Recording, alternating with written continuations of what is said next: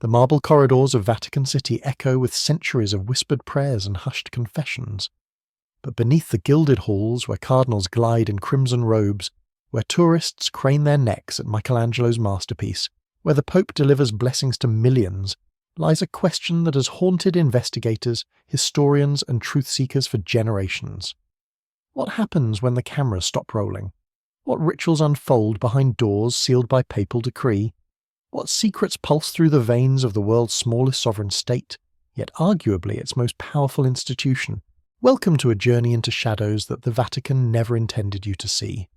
I'm your guide through this labyrinth of whispered allegations, documented testimonies, and carefully buried evidence that suggests the Holy See harbours practices far removed from the sermons delivered in St. Peter's Square. Tonight we descend into the hidden chambers where power meets mystery, where faith collides with the forbidden, and where the line between sacred and sinister blurs beyond recognition. Picture yourself standing in the Sistine Chapel at midnight. The tourists have vanished. The security guards have retreated to distant corridors. Even the Swiss Guard, those colourfully dressed sentinels of papal protection, have withdrawn to predetermined positions.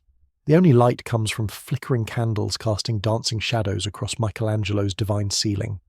Now imagine figures in dark robes gathering in spaces the public will never see, performing ceremonies that would shatter the faith of millions if they were ever fully revealed.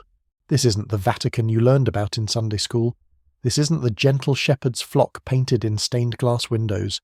This is something far more complex, far more human, and far more disturbing than the polished image broadcast to the world. Over the next hour, we're going to pull back the velvet curtains and peer into allegations that span decades, testimonies that have been systematically silenced, and evidence that has been locked away in archives deeper than any confession booth.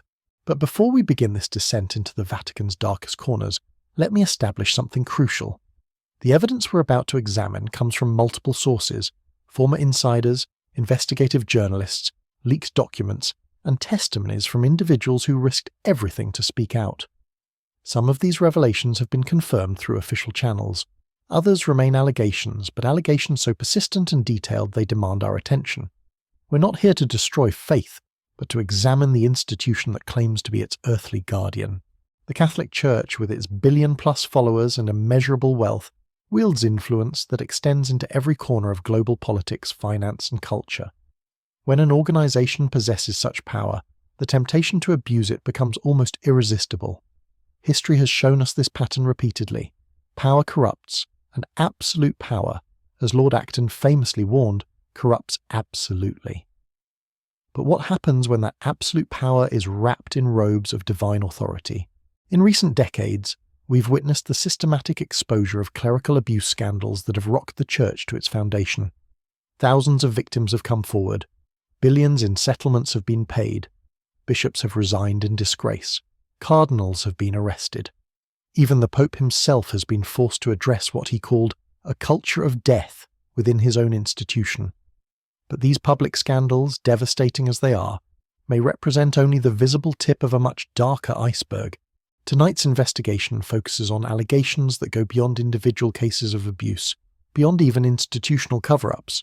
We're exploring claims of organized ritual practices, secret societies within the Vatican, and ceremonies that would be unrecognizable to the faithful who fill the pews each Sunday. These are allegations of a shadow church operating within the church, practices that allegedly blend ancient pagan traditions with corrupted Christian symbolism, creating something that serves power rather than God. The sources for these explosive claims include Father Malachi Martin, a former Jesuit priest and Vatican insider who spent years warning about what he called Luciferian infiltration of the church hierarchy. His testimonies, delivered in books and interviews before his death in 1999, painted a picture of the Vatican that shocked even hardened investigators. Martin claimed to have witnessed satanic rituals performed by high-ranking church officials, ceremonies conducted in Vatican City itself, attended by cardinals and other members of the papal inner circle. Archbishop Carlo Maria Vigano, former papal nuncio to the United States, has made similar allegations in recent years. His testimony regarding corruption within the Vatican has sent shockwaves through Catholic communities worldwide. Vigano has spoken of a deep church operating within the Vatican, a network of individuals who have perverted the church's mission and embraced practices antithetical to Christian teaching. But perhaps the most disturbing allegations come from survivors themselves, individuals who claim to have been subjected to ritualistic abuse within Vatican-controlled facilities. Their testimonies, while difficult to verify due to the secretive nature of the allegations, share remarkably consistent details about ceremonies involving high-ranking church officials, elaborate ritual preparations, and abuse that goes far beyond what we typically associate with clerical misconduct. These survivors describe being taken to underground chambers within Vatican City, rooms that don't appear on any official floor plans, spaces that have been excavated beneath the already ancient foundations of St. Peter's Basilica. They speak of altars that bear no resemblance to those used in Catholic Mass, symbols carved into stone that predate Christianity, and rituals that seem designed to corrupt rather than consecrate. One former seminarian, speaking under condition of anonymity, described witnessing what he called an inversion ceremony, in which traditional Catholic prayers were recited backwards, while participants engaged in acts that deliberately mocked the central tenets of Christian faith. He claimed that attendance at such ceremonies was not optional for those seeking advancement within certain Vatican departments, that participation was viewed as a test of loyalty to the inner circle rather than to Christ. The geographical layout of Vatican City itself supports some of these claims. Beneath the current structures lie layers of ancient Roman buildings, early Christian burial sites, and medieval foundations. The Vatican's own archaeological department has mapped extensive tunnel systems and underground chambers, many of which remain classified and off-limits even to most church officials. These subterranean spaces, some dating back to pre-Christian times, allegedly provide the perfect venues for activities that must remain hidden from the faithful above. Financial records obtained through various leaks over the years suggest massive expenditures on items that seem inconsistent with the Church's stated mission. Purchases of rare artifacts from pagan traditions, payments to individuals with backgrounds in occult practices, and funds allocated to projects with deliberately vague descriptions have raised questions about how the Vatican's enormous wealth is actually being used. The Institute for the Works of Religion, commonly known as the Vatican Bank, has been the subject of numerous investigations over the years. While most focus on money laundering and financial irregularities, some investigators have noted transactions that seem connected to the acquisition of items used in non-Christian religious practices. Ancient manuscripts, ritual implements, and even human remains have allegedly been purchased through intermediaries, with the ultimate destination being Vatican archives that remain sealed to outside scrutiny. Cardinal Bernard Law, whose name became synonymous with the abuse cover-up scandal in Boston, was reportedly involved in far more than simple administrative negligence. According to several sources, Law was part of a network within the Vatican that engaged in ritualistic practices as a form of initiation and bonding among the ecclesiastical elite. His transfer to Rome, rather than facing criminal charges in the United States, allegedly provided him with protection, while allowing him to continue participating in these secretive ceremonies. The death of Pope John Paul I, after only 33 days in office, remains one of the Vatican's most enduring mysteries. While officially attributed to a heart attack, the circumstances surrounding his death have fueled decades of speculation. Some investigators suggest that John Paul I had discovered evidence of the ritual practices we're discussing tonight, and was preparing to expose them when he died. His planned reforms, which would have opened Vatican finances to outside scrutiny and removed several key figures from positions of power, died with him. The election of Pope Francis, while celebrated by many as a return to the Church's social justice roots, has also been viewed by some Vatican insiders as a direct threat to the secret practices we're examining. Francis's calls for transparency, his criticism of careerism within the Church, and his apparent lack of interest in the pomp and ceremony that characterizes much of Vatican life have allegedly put him at odds with the faction that engages in these hidden rituals. Anonymous letters known as crows in Vatican parlance have circulated among church officials for decades. Some of these leaked documents reference ceremonies, initiations, and gatherings that bear no resemblance to any recognized Catholic practice. They speak of midnight masses that invert traditional liturgy, of confessions that become accusations, and of communions that use substances other than bread and wine. The Swiss Guard, those colourfully dressed protectors of the Pope, have allegedly been compartmentalised to ensure that certain ceremonies can take place without their knowledge. Former guards, speaking anonymously, have described being given specific instructions to avoid certain areas of Vatican City at particular times, with severe consequences threatened for any who disobey these orders. Some claim to have heard sounds from these forbidden areas, chanting, and music that bore no resemblance to any Catholic service they had ever attended. The Vatican's own exorcism program, while officially acknowledged by the Church, may serve a dual purpose according to some investigators. While genuine cases of demonic possession are addressed through traditional Catholic ritual, some sources suggest that certain exorcisms are actually inverted ceremonies, designed to invite rather than expel dark spiritual forces. The selection of priests for this program allegedly involves criteria that go beyond theological training and spiritual calling. Technology has provided new avenues for investigation into these allegations. Thermal imaging of Vatican City has revealed heat signatures in underground areas that suggest regular human activity in spaces not acknowledged on official building plans. Audio equipment has allegedly captured sounds from these subterranean chambers that include chanting in languages that predate Christianity, music played on instruments not used in any recognized Catholic ceremony, and human voices engaged in what sound like ritual responses. The Vatican's astronomical observatory, while officially dedicated to scientific research, has been connected by some investigators to astrological practices that would be considered heretical by traditional Catholic teaching. The timing of certain alleged ceremonies reportedly corresponds to astronomical events, celestial alignments that have significance in pagan and occult traditions rather than Christian ones. Artifacts housed in Vatican museums include items that seem inconsistent with the Church's mission. Ancient pagan idols, ritual implements from pre-Christian religions, and manuscripts detailing practices that directly contradict Catholic teaching are reportedly stored in areas not accessible to the public or even to most church officials. Some sources suggest these items are not merely historical curiosities, but active tools used in the secret ceremonies we're investigating. The process of papal selection itself has been questioned by some Vatican insiders. While the College of Cardinals officially selects each new pope through prayer and deliberation, some sources suggest that the real decision-making involves consultations with individuals and groups that operate outside the official church hierarchy. These shadow influencers allegedly have their own agenda, one that prioritizes the continuation of the secret practices over the spiritual welfare of the faithful. As we delve deeper into these allegations, we must remember that we're not just examining historical curiosities or theological disputes. If even a fraction of these claims are true, they represent a fundamental betrayal of the trust placed in the Catholic Church by over 1 billion faithful Catholics worldwide. They suggest that the institution claiming to be Christ's representative on earth has been infiltrated, perhaps even controlled, by forces that serve a very different master.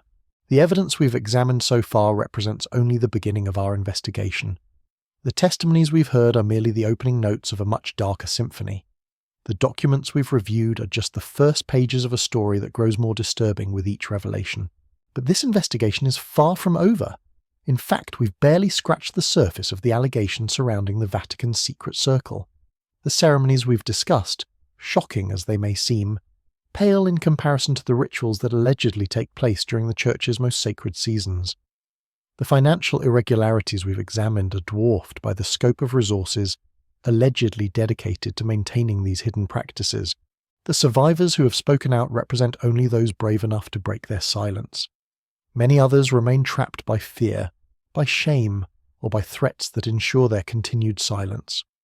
The officials who have provided testimony are vastly outnumbered by those who continue to protect the secrets of the inner circle.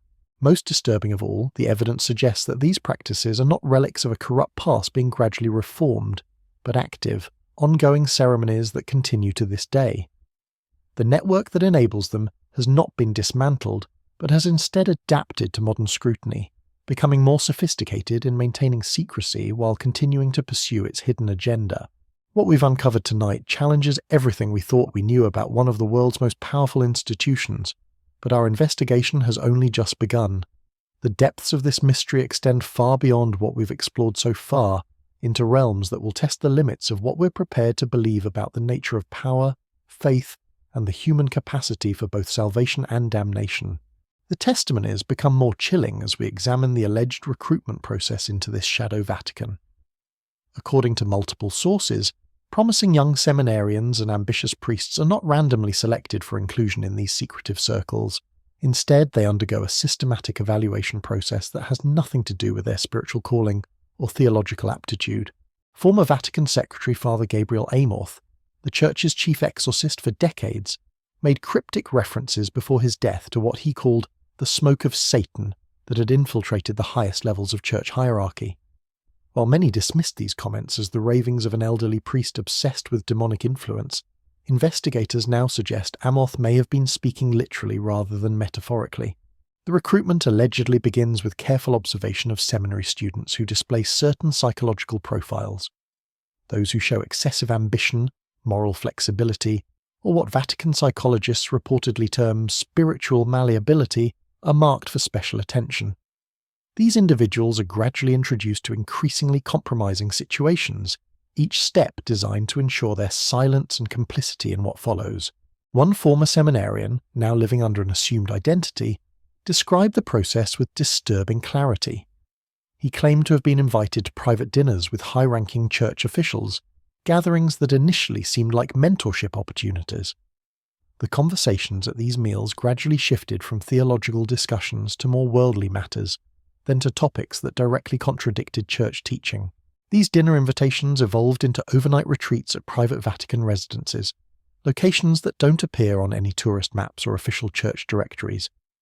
The accommodations were luxurious beyond anything a typical seminarian would experience, complete with Renaissance artwork, rare wines, and amenities that seemed designed to seduce rather than inspire spiritual reflection.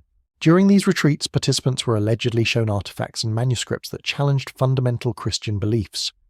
Ancient texts that predated Christianity, ritual objects from pagan traditions, and documents that portrayed Jesus Christ not as divine saviour, but as one of many mystical figures throughout history.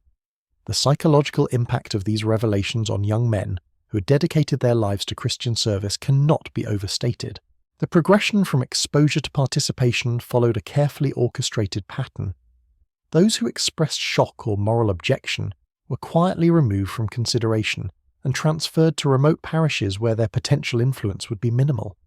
Those who showed curiosity or acceptance were moved to the next level of initiation. This next phase allegedly involved witnessing ceremonies that bore little resemblance to any Catholic ritual. Participants described being taken to underground chambers accessed through hidden passages in Vatican buildings. These spaces, carved from ancient Roman foundations, were reportedly decorated with symbols that combined Christian imagery with pagan iconography in ways that deliberately subverted traditional meaning. The ceremonies themselves defied easy description, but consistent elements emerged from multiple testimonies. Participants wore robes that inverted traditional Catholic vestments, with colours and symbols that mocked rather than honoured Christian tradition. Prayers were recited in Latin, but the words had been altered to invoke entities that no Christian would willingly summon. Most disturbing were the allegations involving the desecration of sacred Catholic elements. The Eucharist, which Catholics believe represents the actual body and blood of Christ, was reportedly used in ways that deliberately violated every principle of Catholic teaching. Communion wine was allegedly mixed with substances that would horrify the faithful, while consecrated hosts were subjected to acts that survivors found too traumatic to describe in detail. The psychological manipulation involved in these ceremonies was reportedly sophisticated and deliberate. Participants were filmed engaging in these acts, creating permanent leverage that ensured their continued silence and cooperation. Those who advanced through the ranks of this shadow organisation found their careers accelerated within the official church hierarchy, suggesting a coordinated effort to place compromised individuals in positions of power. Cardinal Theodore McCarrick, whose fall from grace shocked the Catholic world, was reportedly deeply involved in these recruitment activities. His network of influence extended far beyond the sexual abuse for which he was ultimately punished. Sources suggest McCarrick served as a talent scout, identifying vulnerable seminarians and young priests who could be drawn into the secret circle through a combination of career advancement and moral compromise. The financial resources supporting these activities allegedly come from multiple streams within the Vatican's complex economic structure. The Peter's Pence collection, donations given by Catholics worldwide specifically for papal charity work, has been linked by investigators to expenditures that seem inconsistent with its stated purpose. Millions of dollars have reportedly been diverted to fund the acquisition of ritual materials, the maintenance of secret facilities, and payments to ensure the silence of potential witnesses. The Vatican Bank's investment portfolio includes holdings in companies that profit from activities the Church publicly condemns. Arms manufacturers, pharmaceutical companies involved in abortion-related products, and entertainment conglomerates that produce content antithetical to Catholic values all reportedly receive Vatican investment. Some investigators suggest these investments are not mere financial oversights, but deliberate choices that reflect the true values of the shadow organization controlling church resources. Real estate holdings provide another avenue for these secretive activities. The Vatican owns properties throughout Rome and beyond, many of which are not publicly acknowledged. These facilities, ranging from ancient monasteries to modern apartment buildings, allegedly serve as venues for ceremonies and meetings that cannot take place within Vatican City itself due to security concerns. The timing of these gatherings reportedly corresponds to significant dates in both Christian and pagan calendars, but in ways that invert traditional meaning. Christmas Eve, Easter Sunday, and other holy days are allegedly chosen specifically to corrupt the spiritual significance these dates hold for faithful Catholics. The psychological impact of participating in dark rituals during Christianity's most sacred seasons creates additional trauma for survivors and deeper compromise for participants. The international scope of these allegations extends far beyond Vatican City. Similar accusations have emerged from Catholic institutions worldwide, suggesting a coordinated network rather than isolated incidents. Seminaries in Ireland, monasteries in France, and church facilities in South America have all been connected to testimonies describing ritualistic abuse and ceremonial practices that mirror those allegedly occurring in the Vatican itself. The selection of bishops and cardinals has reportedly been influenced by membership in this shadow organization. Advancement within church hierarchy allegedly depends not on spiritual calling or pastoral effectiveness, but on willingness to participate in, or at least remain silent about these hidden practices. This system ensures that the network's influence extends throughout the global Catholic Church structure. Communication between members of this alleged network reportedly occurs through coded language embedded in official church documents.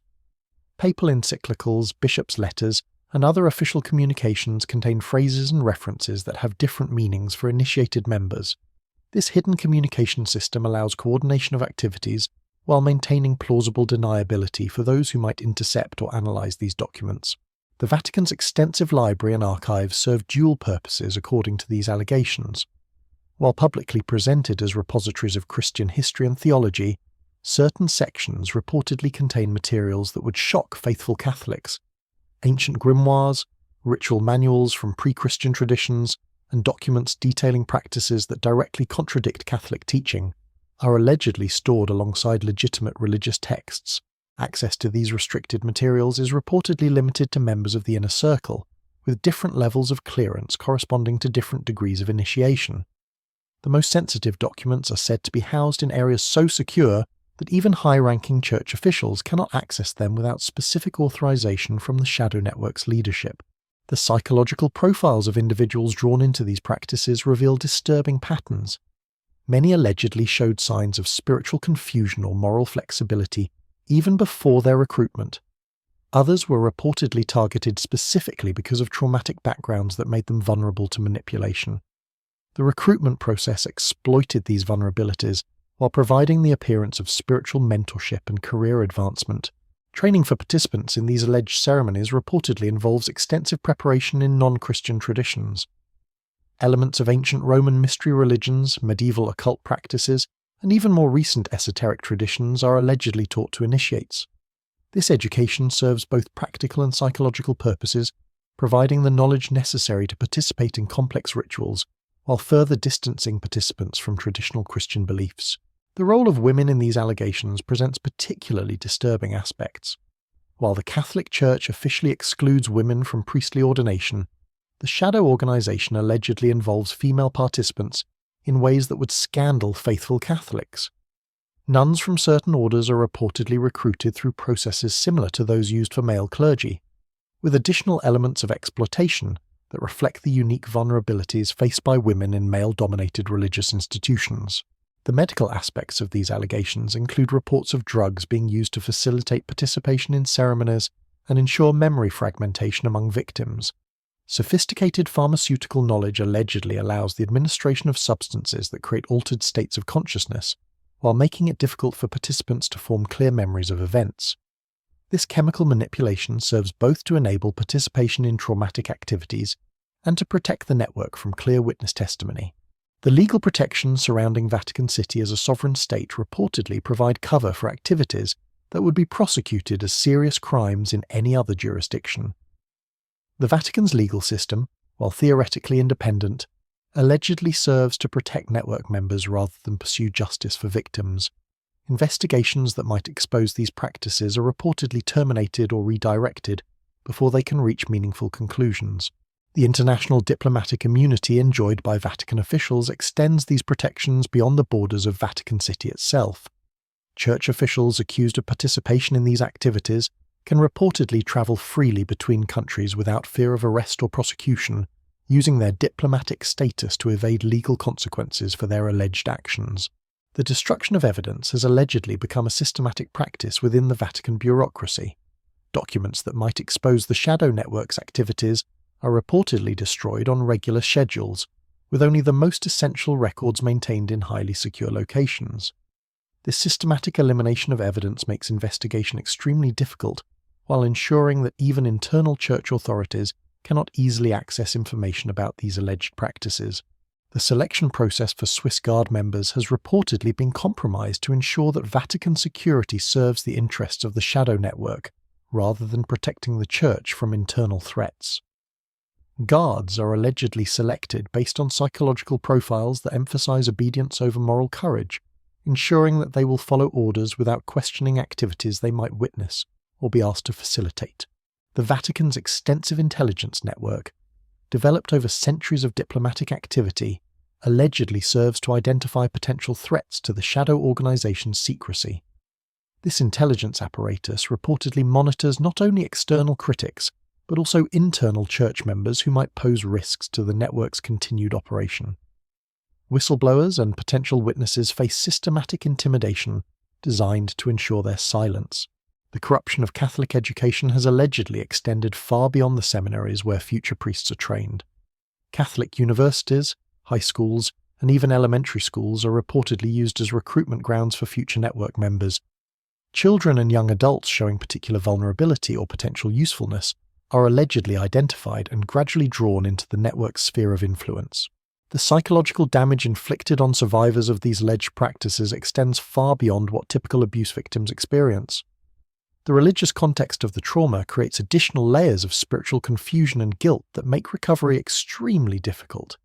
Many survivors reportedly struggle with complete loss of faith, while simultaneously being unable to escape the psychological framework created by their religious upbringing. As we examine these increasingly disturbing allegations, we must confront the possibility that what we're uncovering represents not merely corruption within a religious institution, but something far more systematic and sinister. The evidence suggests a coordinated effort to subvert one of the world's most influential organizations from within, using the very trust and reverence that Catholics place in their church as weapons against them. But even these revelations, shocking as they are, represent only a portion of what investigators have uncovered. The deepest secrets of this alleged shadow network remain hidden behind layers of security, tradition, and terror that have protected them for decades or perhaps centuries. The full scope of their activities, the true extent of their influence, and the ultimate goals they pursue through these dark rituals have yet to be fully exposed. The survivors who have spoken out, the investigators who have pursued these leads, and the few church officials who have attempted to address these allegations from within have all paid heavy prices for their courage. Many have faced professional destruction, personal attacks, and threats that extend to their families and associates. Yet they continue to speak because they understand that silence in the face of such systematic evil becomes complicity. The question that haunts every aspect of this investigation is not merely what has happened within the Vatican's secret circles, but what continues to happen today. The evidence suggests that these practices have not been eliminated by reforms or exposed by scandals, but have instead adapted to modern challenges while maintaining their essential character and purpose. The preservation of these alleged practices through centuries of political upheaval, religious reform, and social transformation suggests an organizational structure far more sophisticated than simple criminal conspiracy.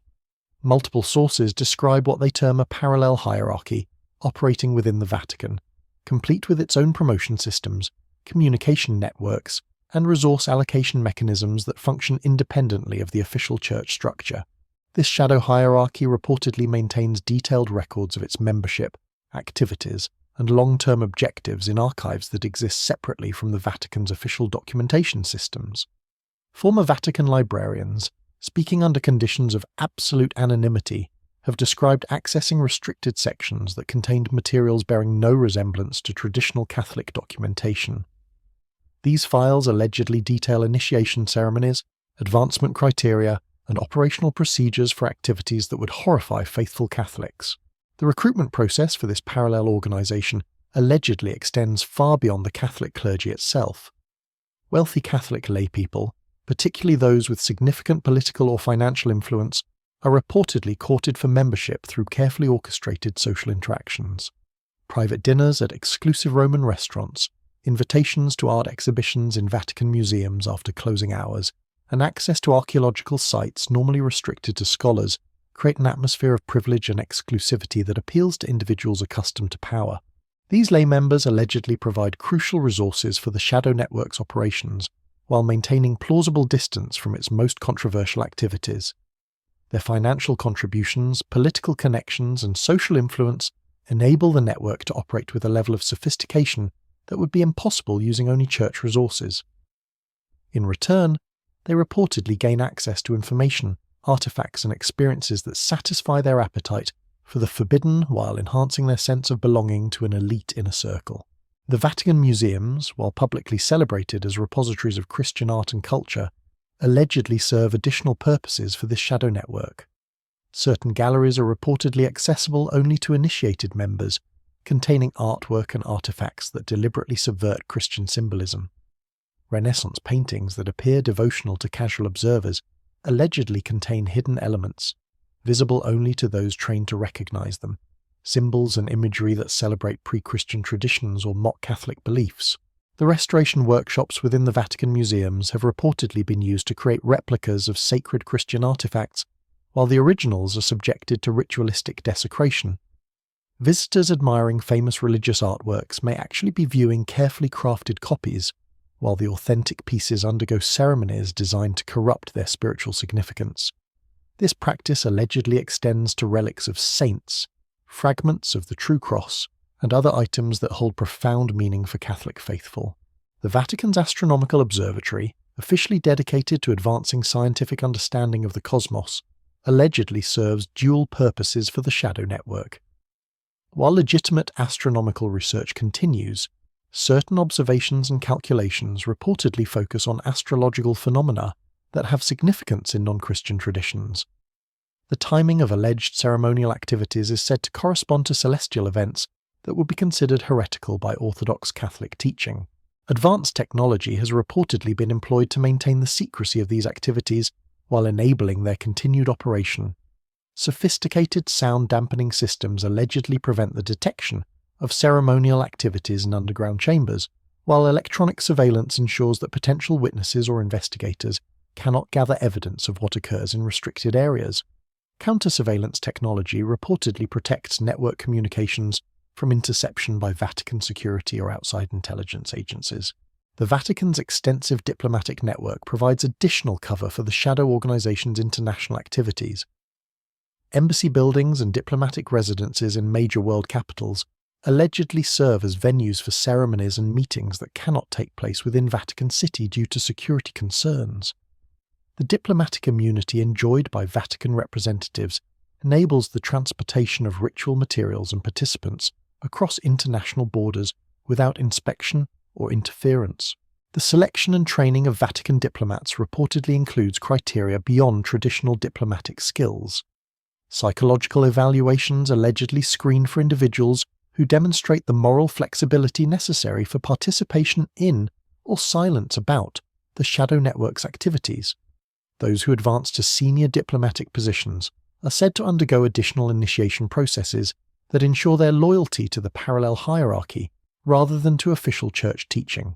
The Vatican's publishing apparatus, including its official press and various Catholic media outlets, allegedly serves to disseminate coded communications to network members worldwide while maintaining the appearance of Orthodox Catholic messaging. Seemingly innocent articles about church history, theological discussions, and pastoral guidance reportedly contain embedded signals that coordinate activities and communicate instructions to initiated readers. The corruption of Catholic charitable organizations represents one of the most disturbing aspects of these allegations. Groups dedicated to helping the poor, supporting orphans, and providing disaster relief allegedly serve as fronts for activities that directly contradict their stated missions. Resources intended for charitable purposes are reportedly diverted to fund shadow network operations, while vulnerable populations served by these organizations become targets for recruitment or exploitation.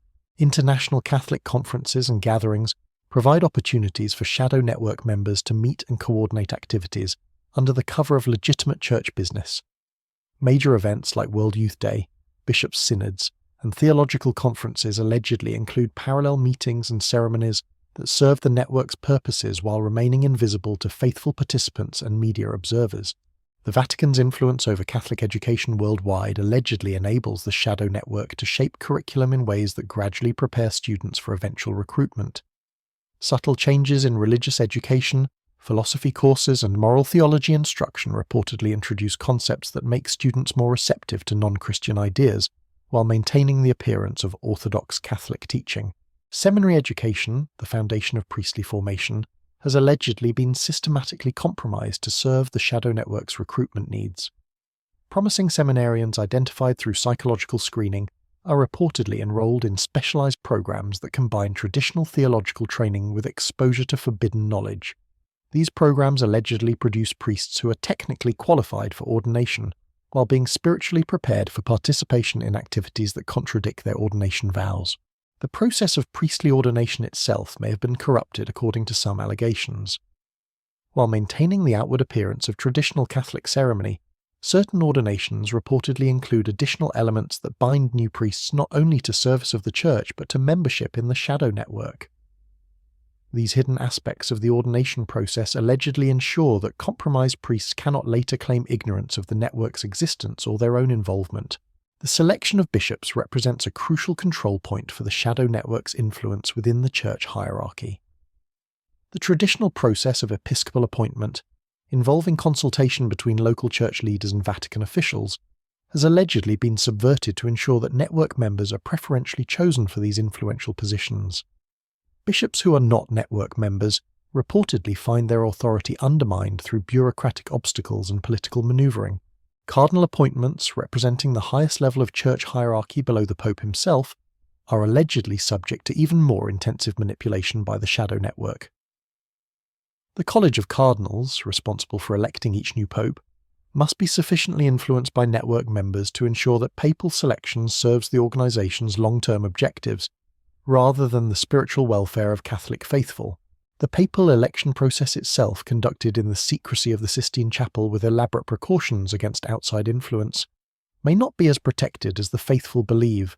Former Vatican officials have suggested that the famous black and white smoke signals announcing electoral progress are accompanied by less visible communications that coordinate network member votes according to predetermined strategies. The role of papal secretaries and other close advisors provides additional opportunities for shadow network influence over church governance. These positions, while not holding formal ecclesiastical rank, wield enormous practical power through their control of papal schedules, document preparation, and access to sensitive information. Network members in these roles allegedly ensure that the Pope receives information filtered through their perspective, while blocking access to individuals who might expose the organization's activities. The Vatican's massive financial resources enable the shadow network to maintain operations on a scale that would be impossible for any conventional criminal organization. The Peter's Pence collection alone generates hundreds of millions of dollars annually from Catholic faithful worldwide, funds that are supposedly dedicated to papal charitable activities, but allegedly face diversion to support network operations. Investment portfolios managed by the Vatican Bank include holdings that would shock faithful Catholics if they understood the full scope of these financial relationships. Companies involved in arms manufacturing, pharmaceutical production, related to contraception and abortion, and entertainment enterprises that promote values antithetical to Catholic teaching, all reportedly receive Vatican investment through complex financial instruments designed to obscure the Church's involvement. Real estate holdings provide both financial resources and operational venues for shadow network activities. Properties throughout Rome and other major cities allegedly serve as meeting places, ceremonial venues, and safe houses for network operations. The registration of these properties through shell corporations and nominee ownership structures makes it extremely difficult for investigators to trace connections to Vatican control. Art and antiquities represent another significant asset category that serves dual purposes for the shadow network. While publicly justified as cultural preservation and investment diversification, the acquisition of artifacts from pre-Christian traditions provides materials for ritual use while generating substantial financial returns. Ancient manuscripts, ritual implements, and sacred objects from various non-Christian traditions are reportedly housed in Vatican collections that remain closed to scholarly examination. The Vatican's banking relationships extend far beyond the official institute for the works of religion, encompassing connections to financial institutions worldwide that facilitate the movement of funds and resources necessary for shadow network operations. These relationships, protected by bank secrecy laws and diplomatic immunity, enable transactions that would face scrutiny if conducted through conventional channels. Money laundering through Catholic charitable organizations allegedly provides a mechanism for converting questionable funds into resources that can be used openly for church activities. Donations from sources that might face scrutiny if given directly to the Vatican are reportedly processed through intermediate charitable entities before being transferred to church accounts for shadow network use. The psychological manipulation techniques employed by the shadow network allegedly draw from advanced understanding of human psychology, religious devotion, and trauma bonding. Recruitment and control processes reportedly utilize methods developed through decades of experience with vulnerable populations, creating dependency relationships that make escape extremely difficult, even for those who eventually recognize the nature of their involvement. Blackmail and coercion represent crucial tools for maintaining network security and member compliance. Photographic and video documentation of compromising activities allegedly creates permanent leverage over participants, while threats against family members and associates extend control beyond the individuals directly involved in network activities. The destruction of evidence has reportedly evolved into a sophisticated process that eliminates traces of network activities while maintaining plausible explanations for missing documentation. Regular purges of sensitive materials, coordinated with the Vatican's legitimate document management procedures, allegedly ensure that investigators cannot access historical records that might expose the organization's activities. Counterintelligence operations allegedly monitor potential threats to network security while gathering information that can be used to neutralize critics and investigators. The Vatican's extensive diplomatic and religious contacts provide access to information about individuals and organizations that might pose risks to the shadow network's continued operation. The recruitment of intelligence professionals from various national security agencies allegedly provides the shadow network with capabilities that extend far beyond what would be expected from a religious organization. Former intelligence officers reportedly offer expertise in surveillance, communication security, and operational planning that enable sophisticated criminal activities while maintaining effective security. International law enforcement cooperation is allegedly compromised through the placement of network sympathizers in key positions within police and judicial systems worldwide. These individuals reportedly provide advance warning of investigations, while ensuring that prosecutions of network members face procedural obstacles that prevent successful convictions. The corruption of academic institutions, particularly those with Catholic affiliations, allegedly serves multiple purposes for the shadow network. Scholars who might investigate or expose network activities face professional sanctions, while research that supports the organization's objectives receives funding and institutional support that shapes academic discourse in favorable directions. Media manipulation extends beyond Catholic publications to encompass secular news organizations through financial relationships, personal connections, and coordinated information campaigns. Negative coverage of Vatican activities is reportedly suppressed through economic pressure and legal threats, while positive stories are promoted through strategic placement and resource allocation. The shadow network's influence allegedly extends into medical and psychiatric institutions, particularly those serving Catholic populations. Mental health professionals who treat survivors of network activities reportedly face pressure to diagnose victims with conditions that discredit their testimony, While medical records are altered or destroyed to eliminate evidence of abuse-related trauma, legal representation for network members facing investigation or prosecution allegedly involves coordination between Vatican attorneys and external legal teams to ensure consistent defense strategies while maintaining attorney-client privilege protection for sensitive communications. The Vatican's sovereign status provides additional legal protections that complicate prosecution efforts by national governments. The international scope of these alleged activities extends to every continent where the Catholic Church maintains a significant presence. Similar patterns of recruitment, initiation, and operational security reportedly exist in church institutions worldwide, suggesting a coordinated global network rather than isolated regional activities. The ultimate objectives of this shadow network remain unclear from available evidence, but multiple sources suggest goals that extend far beyond personal gratification or financial enrichment. Some testimonies describe long-term plans for fundamental transformation of Catholic teaching and practice, while others suggest objectives related to political influence and social control that utilize the Church's global reach and moral authority. The spiritual dimensions of these allegations present perhaps the most disturbing aspects for Catholic faithful. If true, they suggest that an institution claiming divine authority and spiritual guidance has been systematically corrupted by forces that serve purposes antithetical to Christian teaching and human welfare. The evidence we've examined represents only a portion of what investigators have uncovered through decades of careful research and survivor testimony. The full scope of these alleged activities, their historical development, and their current operational status continue to emerge as more witnesses find the courage to speak and more documentation becomes available through leaks and official investigations. As our investigation deepens, we must confront the possibility that what we're examining represents not merely institutional corruption, but something far more systematic and threatening to the foundations of religious faith and moral authority in modern society.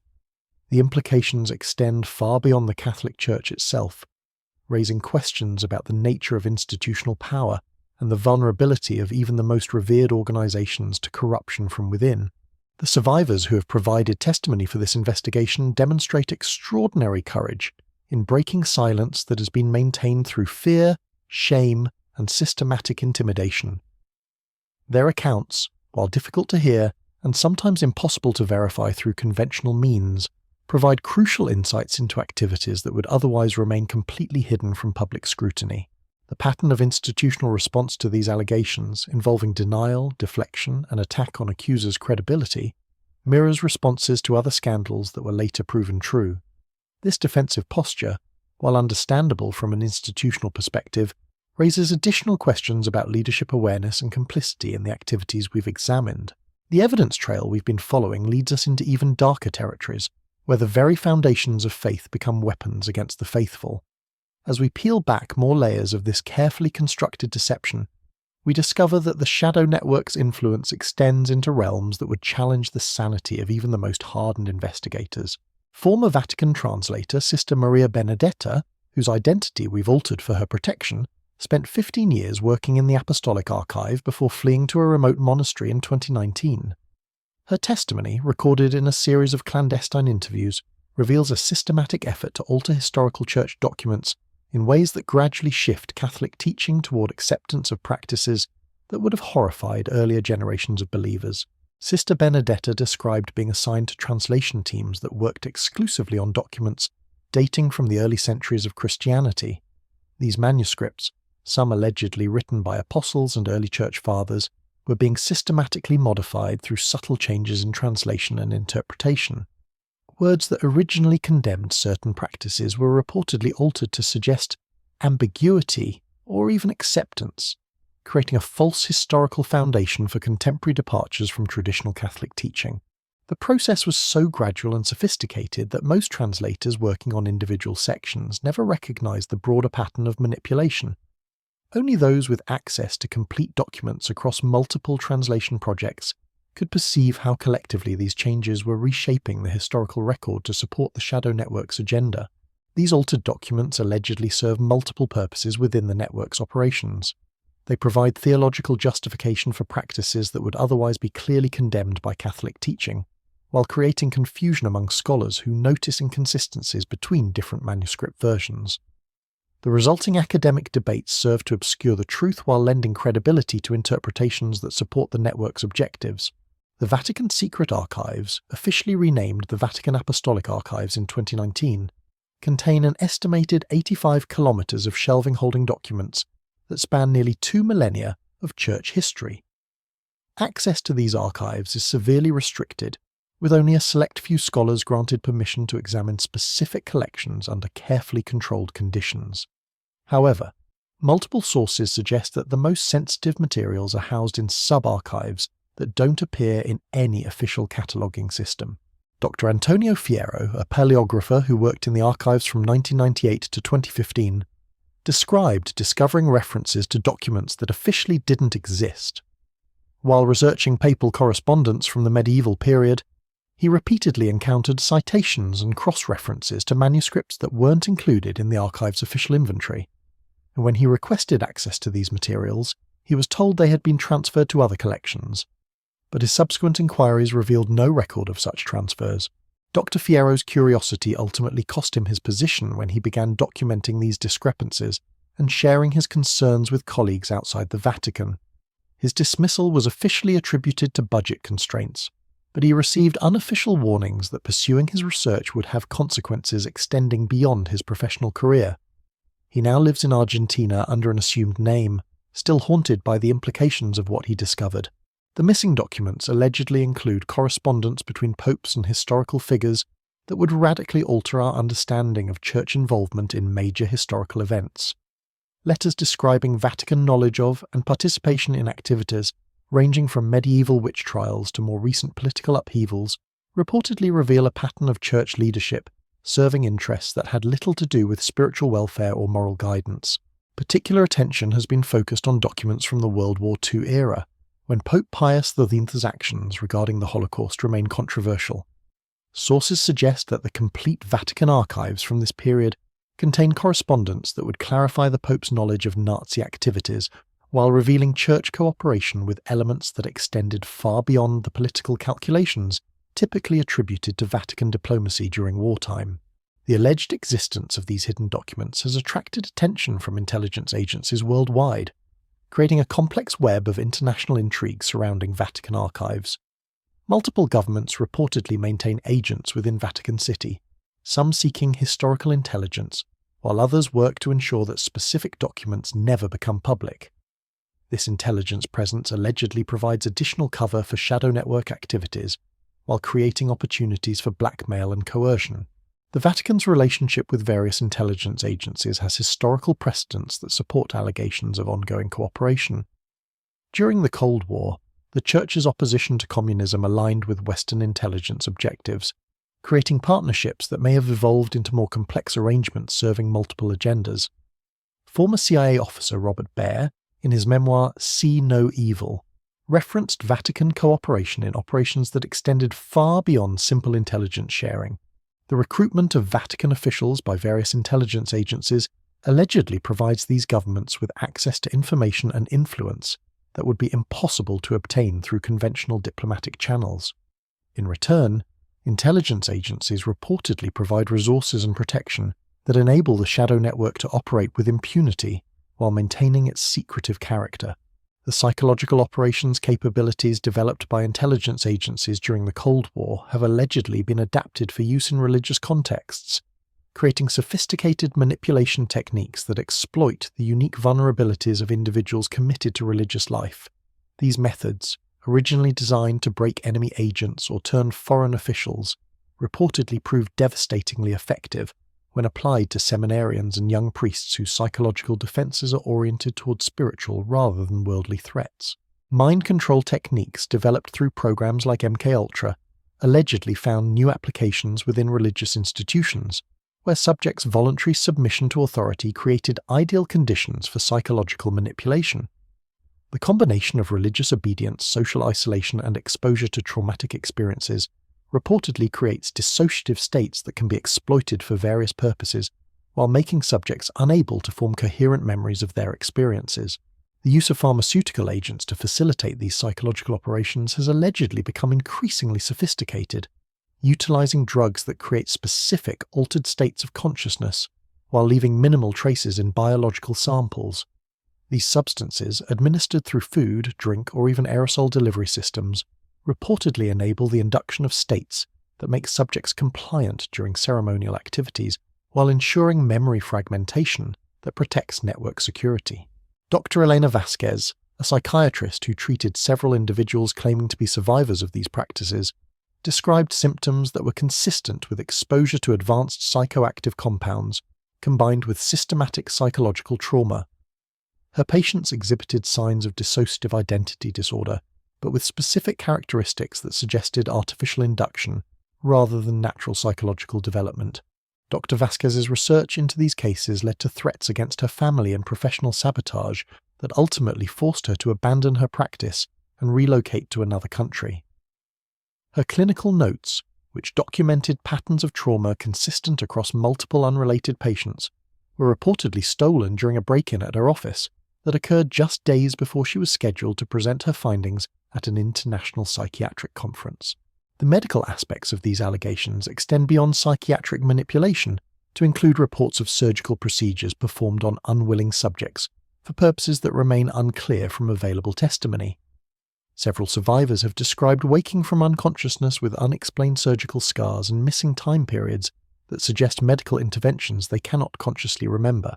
These procedures allegedly take place in medical facilities that exist within Vatican City, but don't appear on any official floor plans or architectural surveys. Underground medical suites, reportedly equipped with advanced surgical equipment and staffed by medical professionals who are themselves network members, provide capabilities that would be impossible to maintain without substantial resources and institutional protection. The Vatican's official medical services, while providing legitimate healthcare for church officials and residents of Vatican City, allegedly serve as cover for these hidden medical facilities. Medical supplies, equipment, and personnel can be diverted to unauthorized activities under the guise of routine healthcare operations, while medical records can be altered or destroyed to eliminate evidence of procedures that were never officially performed.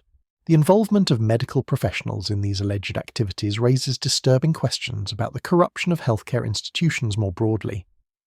Catholic hospitals and medical schools worldwide reportedly serve as recruitment grounds for medical personnel willing to participate in activities that violate every principle of medical ethics, while providing venues for procedures that cannot be performed in conventional medical settings.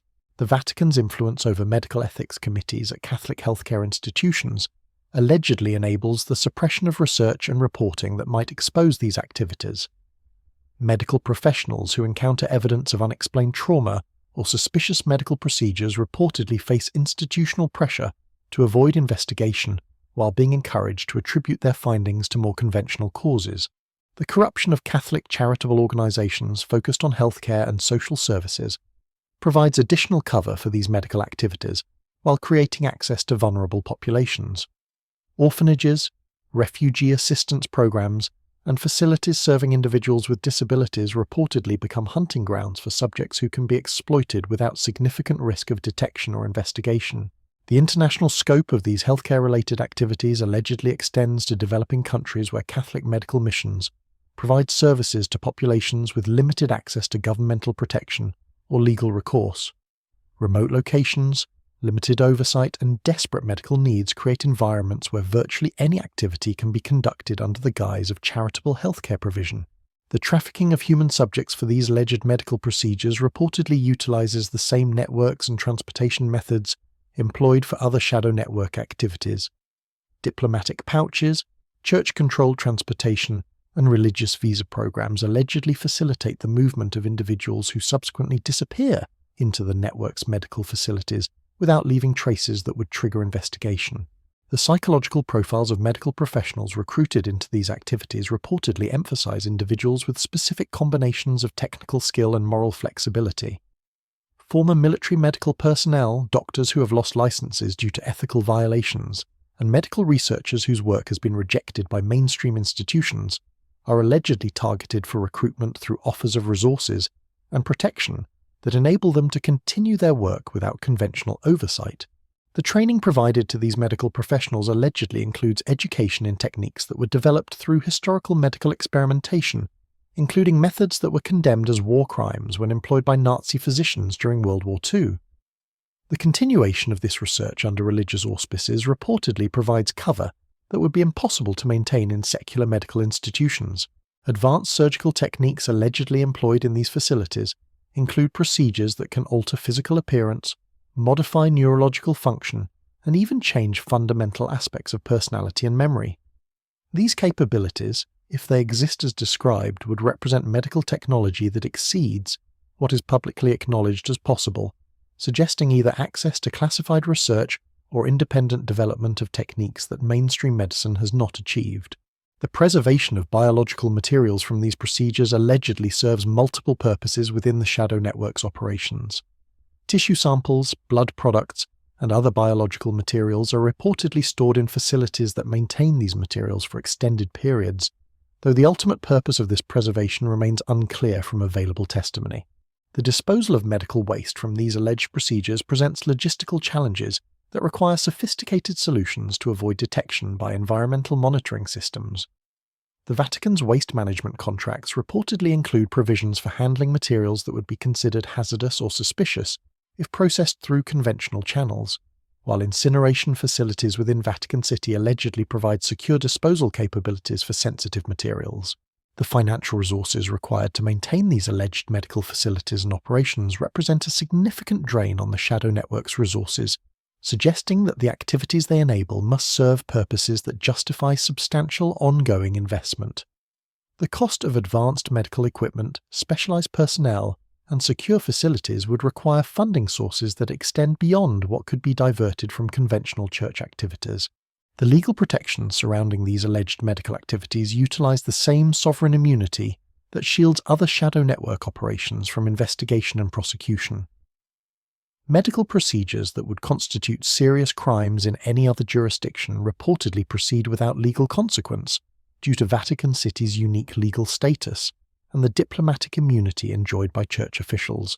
The recruitment of legal professionals to provide cover for these medical activities allegedly involves attorneys with specializations in medical law, international jurisdiction, and criminal defense.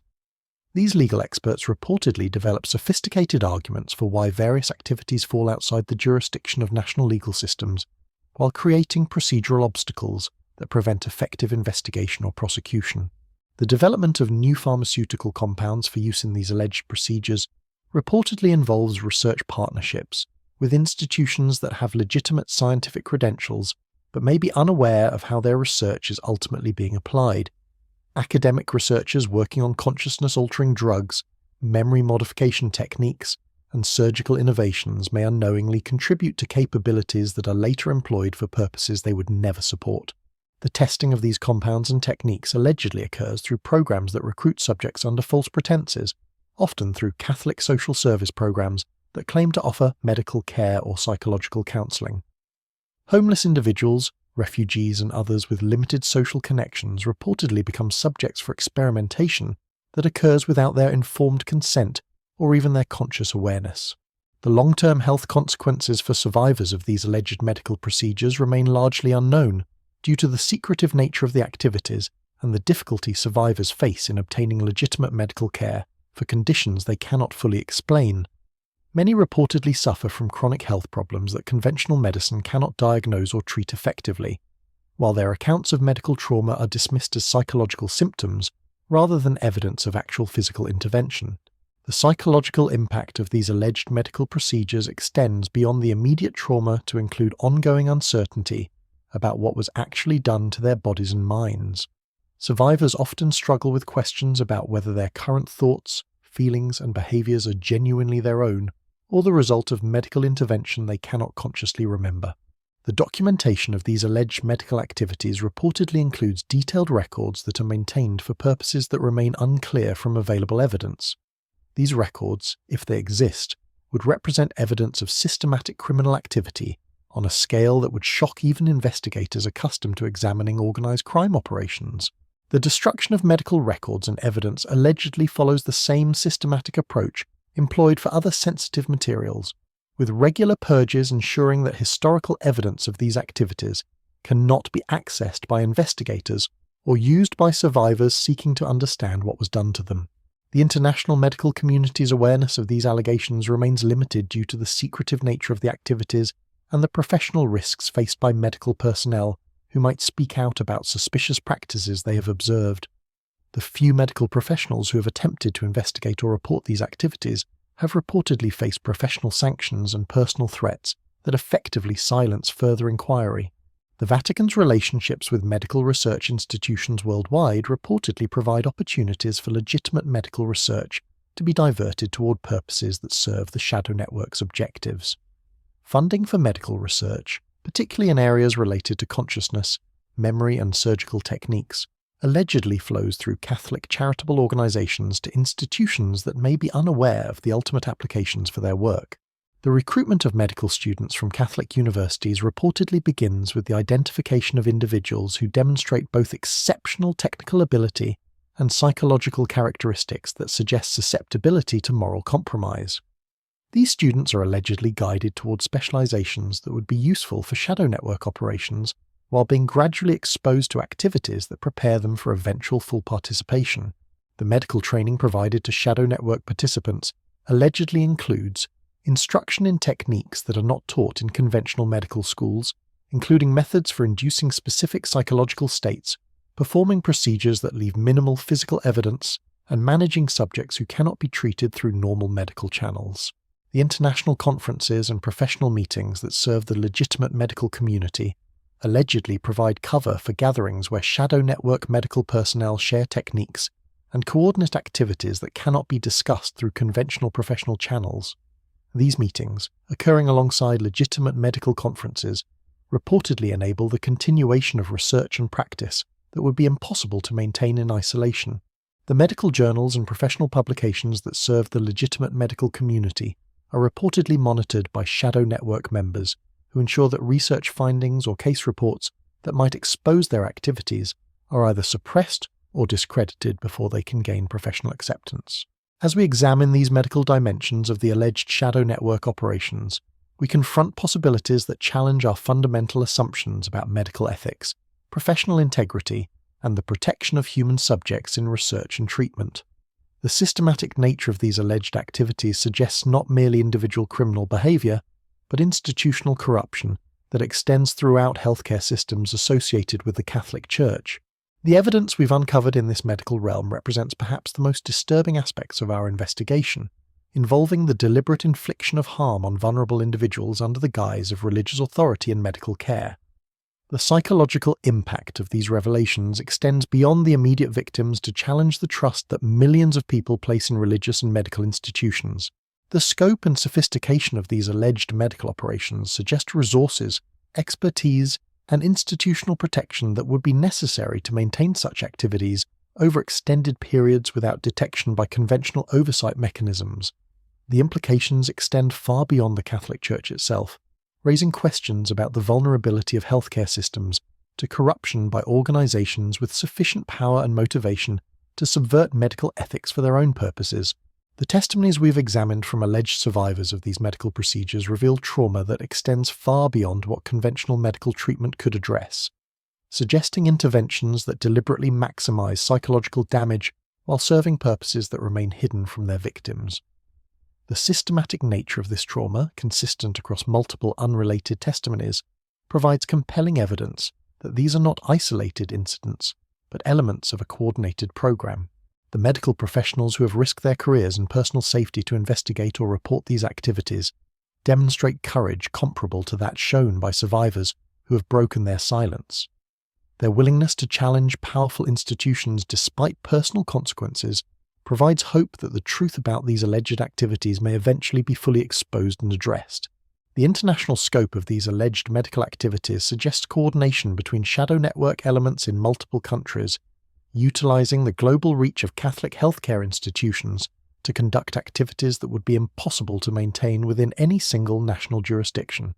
This international dimension makes investigation and prosecution extremely difficult, while providing those responsible with multiple avenues for escape if their activities are discovered.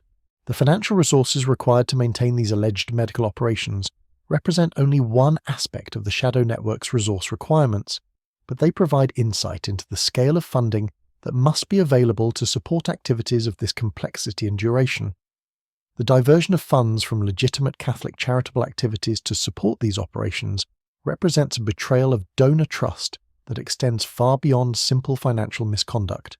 The legal challenges involved in investigating and prosecuting these alleged medical activities illustrate the broader difficulties faced by law enforcement agencies attempting to address shadow network operations. The combination of sovereign immunity, diplomatic protection, and jurisdictional complexity creates obstacles that may be insurmountable without unprecedented international cooperation and political will. The psychological warfare dimensions of these alleged medical activities suggest sophistication that extends beyond what would be expected from a religious organization, implying collaboration with or infiltration by elements with expertise in techniques developed for intelligence and military applications. This connection between religious institutions and intelligence operations creates additional layers of protection while enabling capabilities that would be impossible for either sector to maintain independently. The ultimate purposes served by these alleged medical activities remain unclear from available evidence, but the systematic nature of the operations suggests objectives that extend beyond simple criminal gratification to include goals related to control, manipulation, and perhaps research into capabilities that could be applied on a much larger scale. The development of techniques for controlling human consciousness and behavior has obvious applications that extend far beyond the immediate victims of these alleged procedures.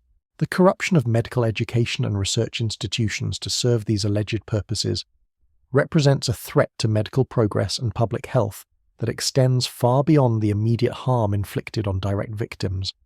The diversion of medical research toward purposes that serve the shadow network's objectives, while presenting legitimate scientific credentials, creates the possibility that medical advances are being developed and applied in ways that serve control rather than healing. The silence maintained by the medical community regarding these allegations reflects both the difficulty of investigating activities that are designed to remain hidden and the professional risks faced by medical personnel who might speak out about practices that challenge fundamental assumptions about medical ethics and institutional integrity. This silence, while understandable from individual perspectives, enables the continuation of activities that may represent some of the most serious violations of human rights occurring in contemporary society.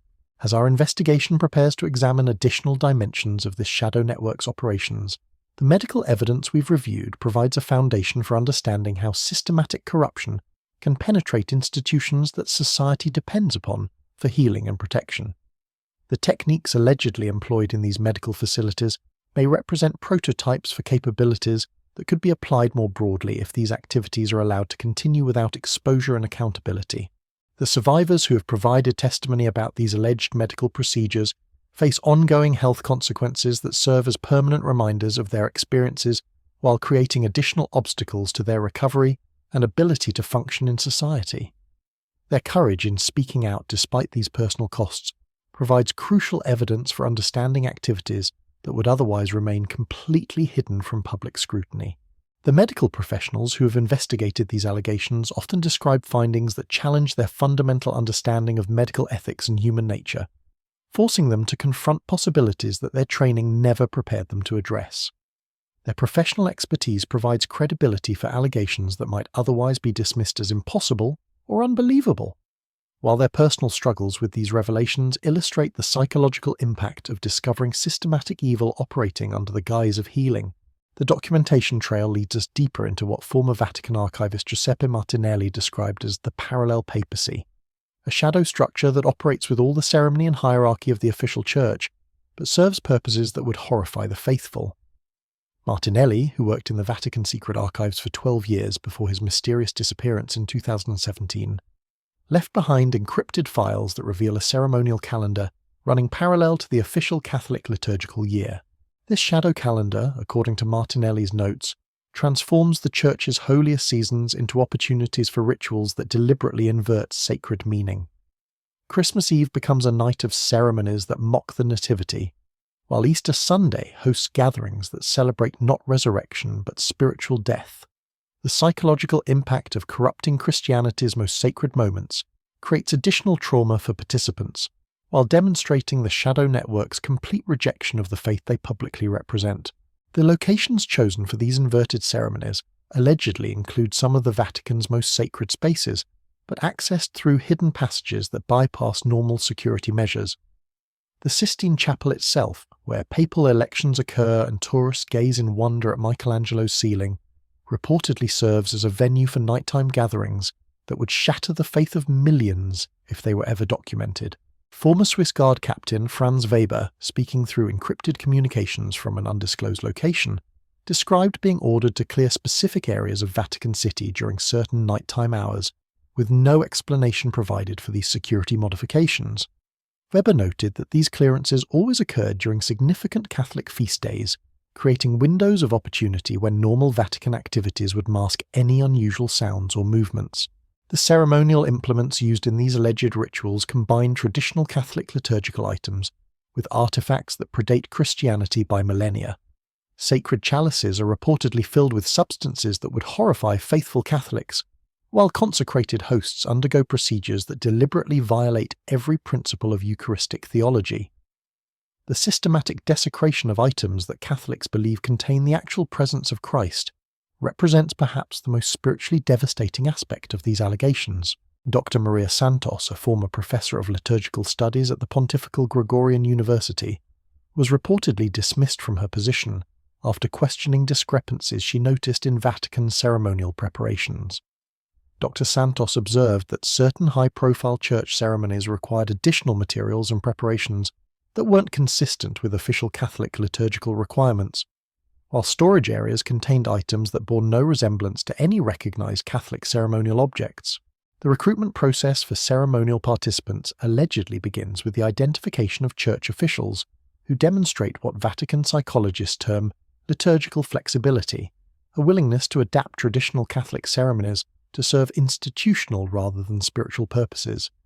These individuals are gradually introduced to increasingly modified versions of familiar rituals until they become comfortable with practices that bear little resemblance to Orthodox Catholic worship. The training provided to ceremonial participants reportedly includes instruction in ancient languages that predate Latin, symbols that invert traditional Christian iconography, and procedures that systematically corrupt familiar Catholic prayers and practices. This education serves both practical and psychological purposes, providing the knowledge necessary to participate in complex ceremonies while creating additional psychological distance from traditional Catholic identity. The music employed in these alleged ceremonies represents another dimension of systematic inversion, utilizing Gregorian chant melodies with altered lyrics that celebrate concepts antithetical to Christian teaching. Traditional hymns of praise become songs of mockery, while funeral dirges are transformed into celebrations of spiritual corruption. The psychological impact of hearing familiar melodies associated with corrupted meanings creates additional trauma for participants, while reinforcing their separation from Orthodox Catholic identity. The vestments worn during these ceremonies reportedly combine elements of traditional Catholic clerical dress with symbols and colours that have significance in pre-Christian traditions. Cardinals' scarlet robes are modified with additions that mock, rather than honour, the martyrdom they traditionally represent, while papal white becomes a canvas for symbols that celebrate darkness rather than divine light. The architectural modifications made to accommodate these ceremonies allegedly include alterations to sacred spaces that remain invisible to casual observers but fundamentally change the spiritual significance of these locations. Hidden chambers accessed through concealed doorways, altar modifications that can be quickly reversed, and lighting systems that create dramatically different atmospheres all reportedly enable the transformation of familiar spaces into venues for activities that contradict their consecrated purpose. The timing of these ceremonies reportedly follows astronomical calculations that correspond to events significant in pre-Christian traditions rather than the Catholic liturgical calendar. Solar eclipses, planetary alignments, and other celestial phenomena allegedly determine when the most significant rituals occur, creating a ceremonial schedule that operates independently of official church activities while utilizing the same physical spaces and human resources. The documentation of these ceremonies reportedly includes photographic and video records that serve multiple purposes within the Shadow Network's operations. These materials provide evidence for blackmail purposes while creating archives that preserve the details of complex rituals for training future participants. The existence of such documentation, if confirmed, would represent evidence of systematic criminal activity that could not be dismissed as mere allegation or speculation. The destruction of ceremonial evidence allegedly follows the same systematic approach employed for other sensitive materials, with ritual implements being destroyed or hidden after use, while documentation is maintained only in highly secure locations accessible to the network's highest-ranking members. This cycle of creation and destruction ensures that evidence of these activities remains minimal while enabling their continuation over extended periods. The international scope of these ceremonial activities extends beyond Vatican City to include Catholic institutions worldwide, where similar rituals allegedly occur in coordination with Vatican-based ceremonies. The global Catholic Church's hierarchical structure provides a communication network that enables coordination of activities across multiple continents, while maintaining the secrecy necessary to protect participants from exposure. The recruitment of lay participants for these ceremonies allegedly involves wealthy Catholics, whose financial contributions to the Church earn them invitations to exclusive gatherings that gradually expose them to increasingly compromising activities. These lay members provide additional resources for ceremonial activities, while their social status and financial influence help protect the network from investigation or exposure. The psychological manipulation employed during these ceremonies reportedly utilizes techniques designed to create altered states of consciousness that make participants more susceptible to suggestion, while fragmenting their memories of events. Combinations of sleep deprivation, pharmaceutical agents, and sensory manipulation allegedly create conditions where individuals participate in activities they would normally reject, while being unable to form coherent memories of their experiences. The spiritual dimensions of these alleged ceremonies present perhaps the most disturbing aspects of our investigation, suggesting not merely institutional corruption, but deliberate embrace of forces that traditional Christianity considers fundamentally evil. The systematic inversion of sacred Catholic ceremonies implies objectives that extend beyond personal gratification or institutional control to include goals that can only be understood in spiritual rather than secular terms. The impact on participants in these alleged ceremonies extends far beyond immediate psychological trauma to include long-term spiritual confusion that makes recovery extremely difficult.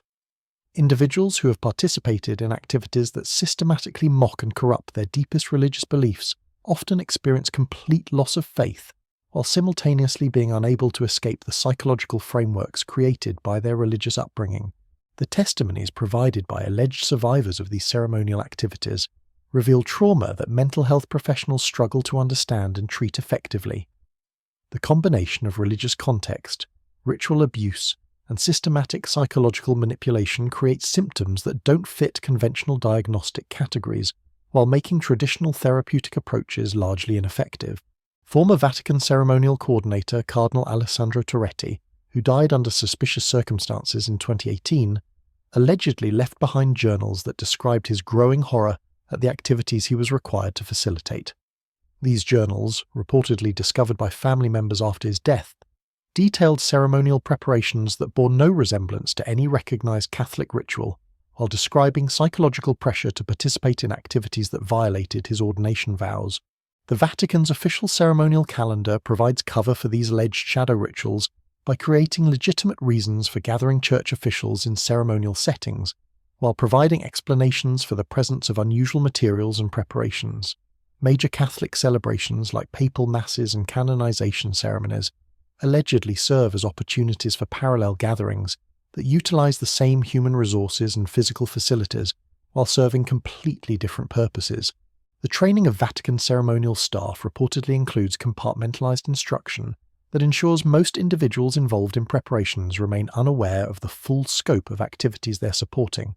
Altar servers, liturgical coordinators, and other ceremonial personnel allegedly receive instructions for specific tasks without understanding how their work contributes to activities that contradict their religious beliefs. The financial resources required to maintain these alleged ceremonial activities include costs for specialized materials, facility modifications, and compensation for participants whose silence must be ensured through ongoing payments.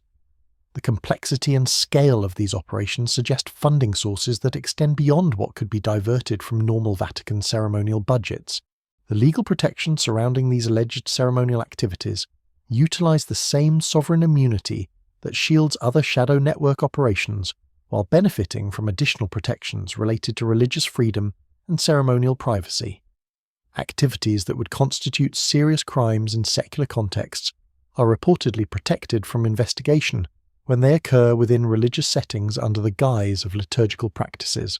The preservation of ceremonial knowledge across generations of network members allegedly involves written manuals that detail complex ritual procedures, while providing guidance for adapting traditional Catholic ceremonies to serve the shadow network's purposes. These manuals, reportedly stored in the same restricted archives that house other sensitive materials, represent institutional memory that enables the continuation of these practices despite changes in personnel and leadership.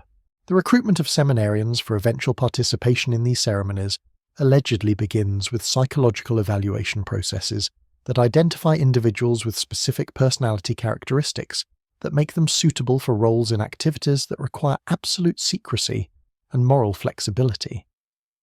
The seminary training process is reportedly modified for these selected individuals to prepare them for responsibilities that extend far beyond normal priestly duties. The Vatican's extensive library of liturgical texts and ceremonial guides provides source material for the development of inverted rituals that maintain familiar structures while completely altering their spiritual significance.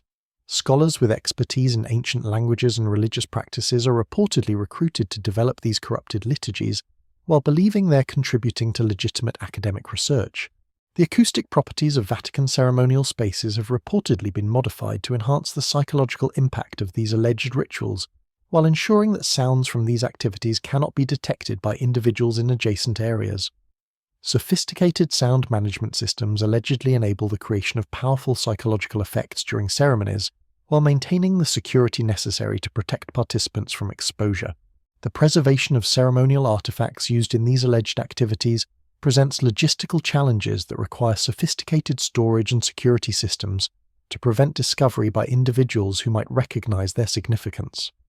Ancient ritual implements, modified Catholic liturgical items, and specially created ceremonial objects reportedly require climate-controlled storage while remaining accessible for use during regularly scheduled ceremonies.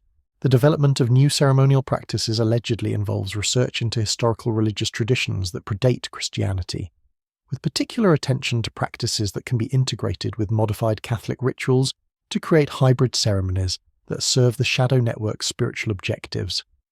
This research reportedly draws from academic sources while being applied for purposes that no legitimate scholar would support. The international coordination of ceremonial activities allegedly involves communication systems that enable simultaneous or coordinated rituals to occur in multiple locations, while maintaining the security necessary to protect participants from detection. The global Catholic Church's communication infrastructure provides cover for these coordination activities, while ensuring that ceremonial timing can be synchronized across multiple time zones. The recruitment of artists and craftspeople to create ceremonial materials allegedly involves commissioning work under false pretenses, with artisans believing they're creating legitimate religious artifacts, while actually producing items that will be used in activities that contradict their intended purpose. The Vatican's extensive network of artists and suppliers provides cover for these commissioning activities, while ensuring access to high-quality materials and craftsmanship. The psychological impact of these alleged ceremonial activities on Vatican City itself creates an atmosphere that many visitors and residents describe as spiritually oppressive, despite the location's official status as the centre of Catholic spiritual authority. The systematic corruption of spaces and practices that millions of Catholics consider sacred allegedly creates spiritual contamination that affects everyone who enters these environments. The documentation of psychological effects on individuals exposed to these alleged ceremonial environments includes reports from Vatican employees, visitors, and even tourists who describe feeling spiritually drained or psychologically disturbed after spending time in certain areas of Vatican City. These reports, while dismissed as psychological projection by officials, suggest environmental factors that extend beyond what conventional psychology can explain. The recruitment of psychologists and psychiatrists to study the effects of these alleged ceremonial activities reportedly involves research that masquerades as legitimate academic study, while actually serving to refine techniques for maximizing psychological impact on participants and victims. This research allegedly contributes to the development of increasingly sophisticated manipulation methods, while providing academic cover for activities that would be considered criminal in any other context. The long-term objectives served by these alleged ceremonial activities remain unclear from available evidence, but the systematic nature of the practices suggests goals that extend beyond immediate gratification to include transformation of participants' spiritual and psychological orientation in ways that serve the shadow network's broader agenda. The investment of substantial resources in maintaining these complex ceremonial practices implies purposes that justify significant ongoing costs and risks. The evidence we've examined regarding these alleged ceremonial activities represents perhaps the most spiritually disturbing aspects of our investigation, involving the systematic corruption of practices that form the foundation of Catholic religious life. The implications extend far beyond institutional misconduct to challenge fundamental assumptions about the nature of religious authority and the protection of sacred traditions from corruption by those entrusted with their preservation. The survivors who have provided testimony about these alleged ceremonial activities demonstrate extraordinary courage in describing experiences that challenge their fundamental understanding of reality, while risking retaliation from powerful forces that have successfully maintained secrecy for decades or perhaps centuries. Their accounts provide crucial insights into activities that would otherwise remain completely hidden from public scrutiny. The ceremonial dimensions of this shadow network represent the spiritual heart of an organization that allegedly operates within one of the world's most respected religious institutions, while serving purposes that directly contradict everything the institution claims to represent. The systematic inversion of sacred Catholic practices suggests objectives that can only be understood in terms of spiritual warfare rather than conventional criminal activity. As our investigation prepares to examine the network's contemporary operations and future objectives, the ceremonial evidence provides crucial context for understanding how systematic spiritual corruption can be maintained within religious institutions through the exploitation of trust, authority, and sacred tradition. The techniques allegedly employed in these ceremonies may represent the foundation for broader efforts to corrupt religious faith and spiritual practice on a global scale. The scope and sophistication of these alleged ceremonial activities suggest institutional memory and organizational continuity that extends across multiple generations of participants, implying a coordinated effort that has survived changes in church leadership while adapting to contemporary challenges. The preservation of complex ritual knowledge across decades or centuries requires institutional structures that operate independently of official church governance, while maintaining access to Vatican resources and facilities. The international influence of these alleged ceremonial practices extends beyond the Catholic Church itself to potentially impact other religious traditions and spiritual practices that interact with Vatican-controlled institutions. The corruption of sacred ceremonies within the world's largest Christian denomination could have cascading effects throughout global religious communities, while serving as a model for similar corruption efforts targeting other faith traditions. The financial resources dedicated to maintaining these alleged ceremonial operations represent a significant ongoing investment that must be justified by results that serve the shadow network's broader objectives. The cost of specialized materials, facility modifications, and personnel training suggests that these ceremonies serve purposes that extend far beyond the immediate experiences of participants to include goals that require substantial long-term commitment. The legal and political implications of these alleged ceremonial activities extend beyond religious freedom issues to include questions about the sovereignty and diplomatic immunity that protect Vatican operations from investigation by national governments. The systematic corruption of religious ceremonies that occur within a sovereign state creates jurisdictional challenges that may prevent effective investigation or prosecution, even if substantial evidence becomes available. The psychological research allegedly conducted in connection with these ceremonial activities may contribute to broader understanding of techniques for manipulating human consciousness and behavior, with applications that extend far beyond religious contexts. The development of methods for inducing specific psychological states through ceremonial means could have implications for education, healthcare, political influence, and social control that would be of interest to various governmental and commercial organizations. The testimonies we've examined from individuals who claim to have witnessed or participated in these alleged ceremonial activities reveal patterns of trauma and psychological manipulation that challenge conventional understanding of religious abuse while providing insights into systematic methods for corrupting spiritual belief and practice. These accounts, while difficult to verify through conventional means, offer crucial evidence for understanding activities that are specifically designed to remain hidden from outside scrutiny.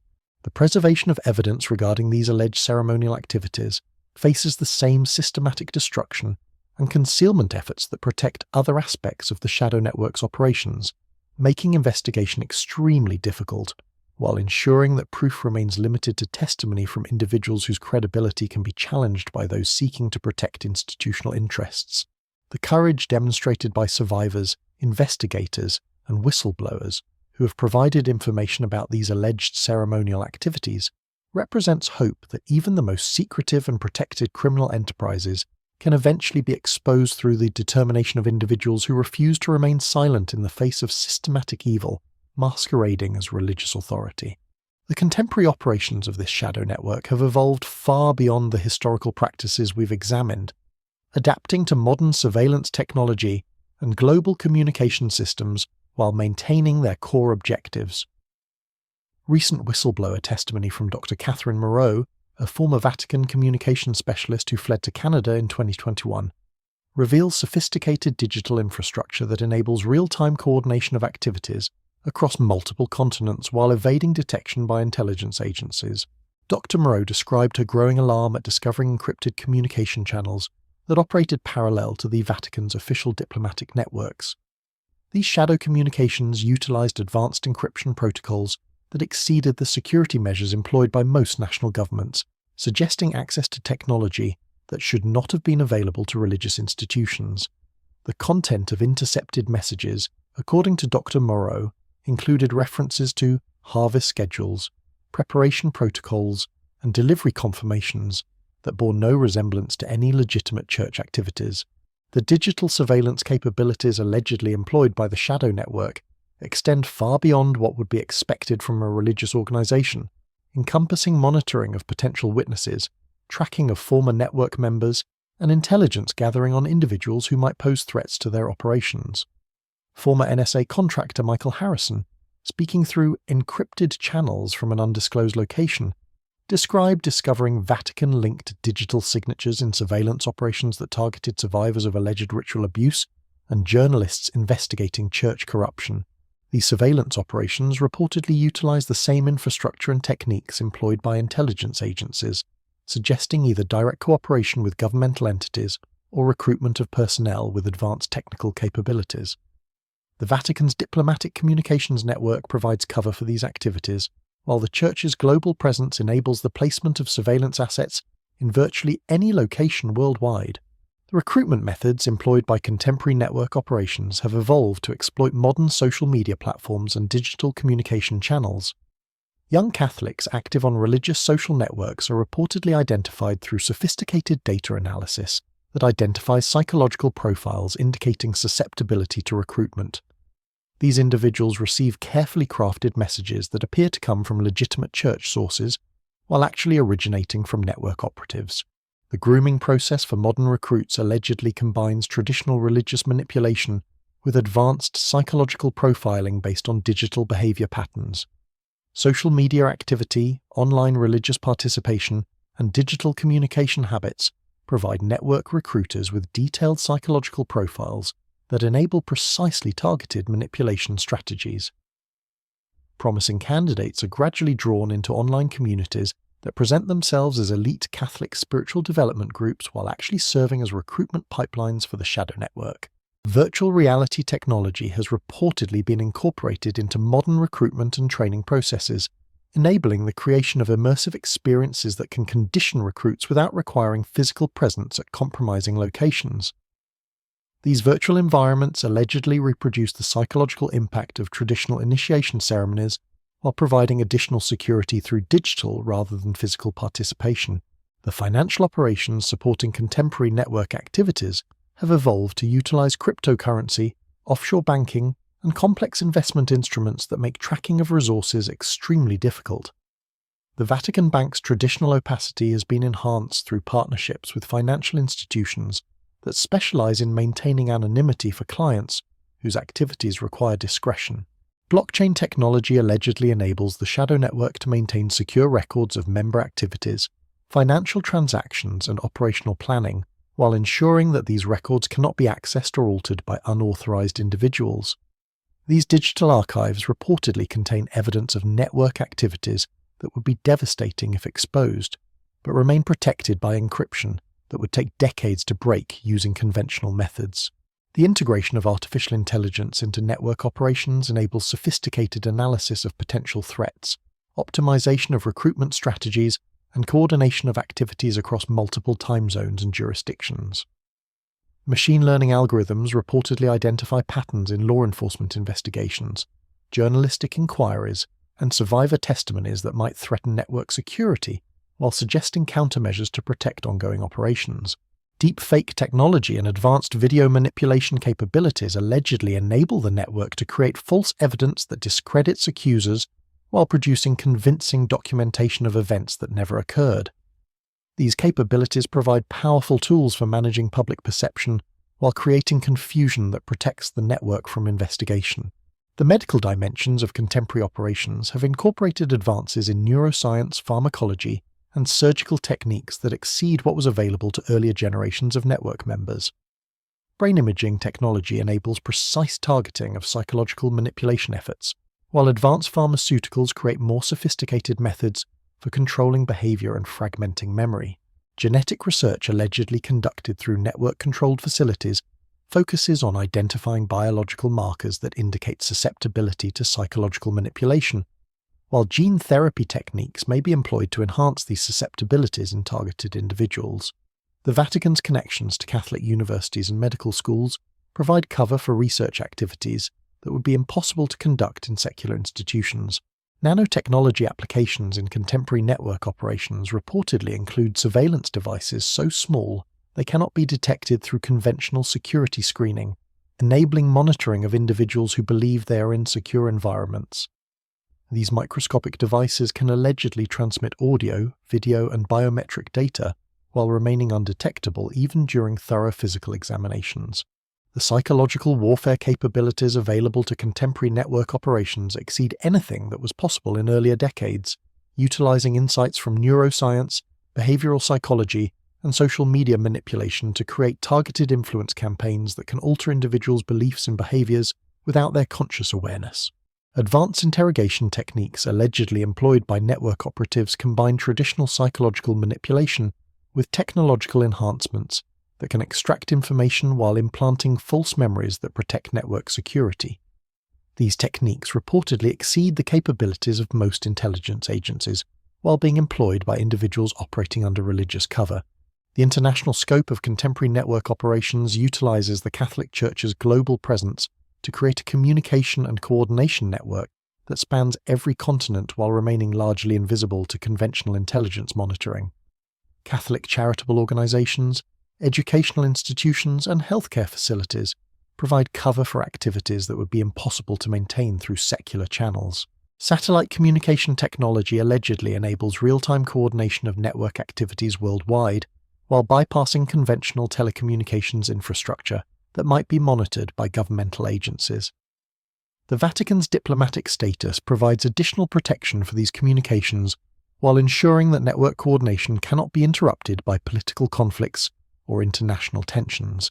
The recruitment of government officials, intelligence officers, and law enforcement personnel into network operations allegedly provides protection from investigation while enabling access to classified information that helps the network adapt to changing security threats. These recruited officials reportedly provide advance warning of investigations, while ensuring that prosecutions of network members face procedural obstacles that prevent successful convictions.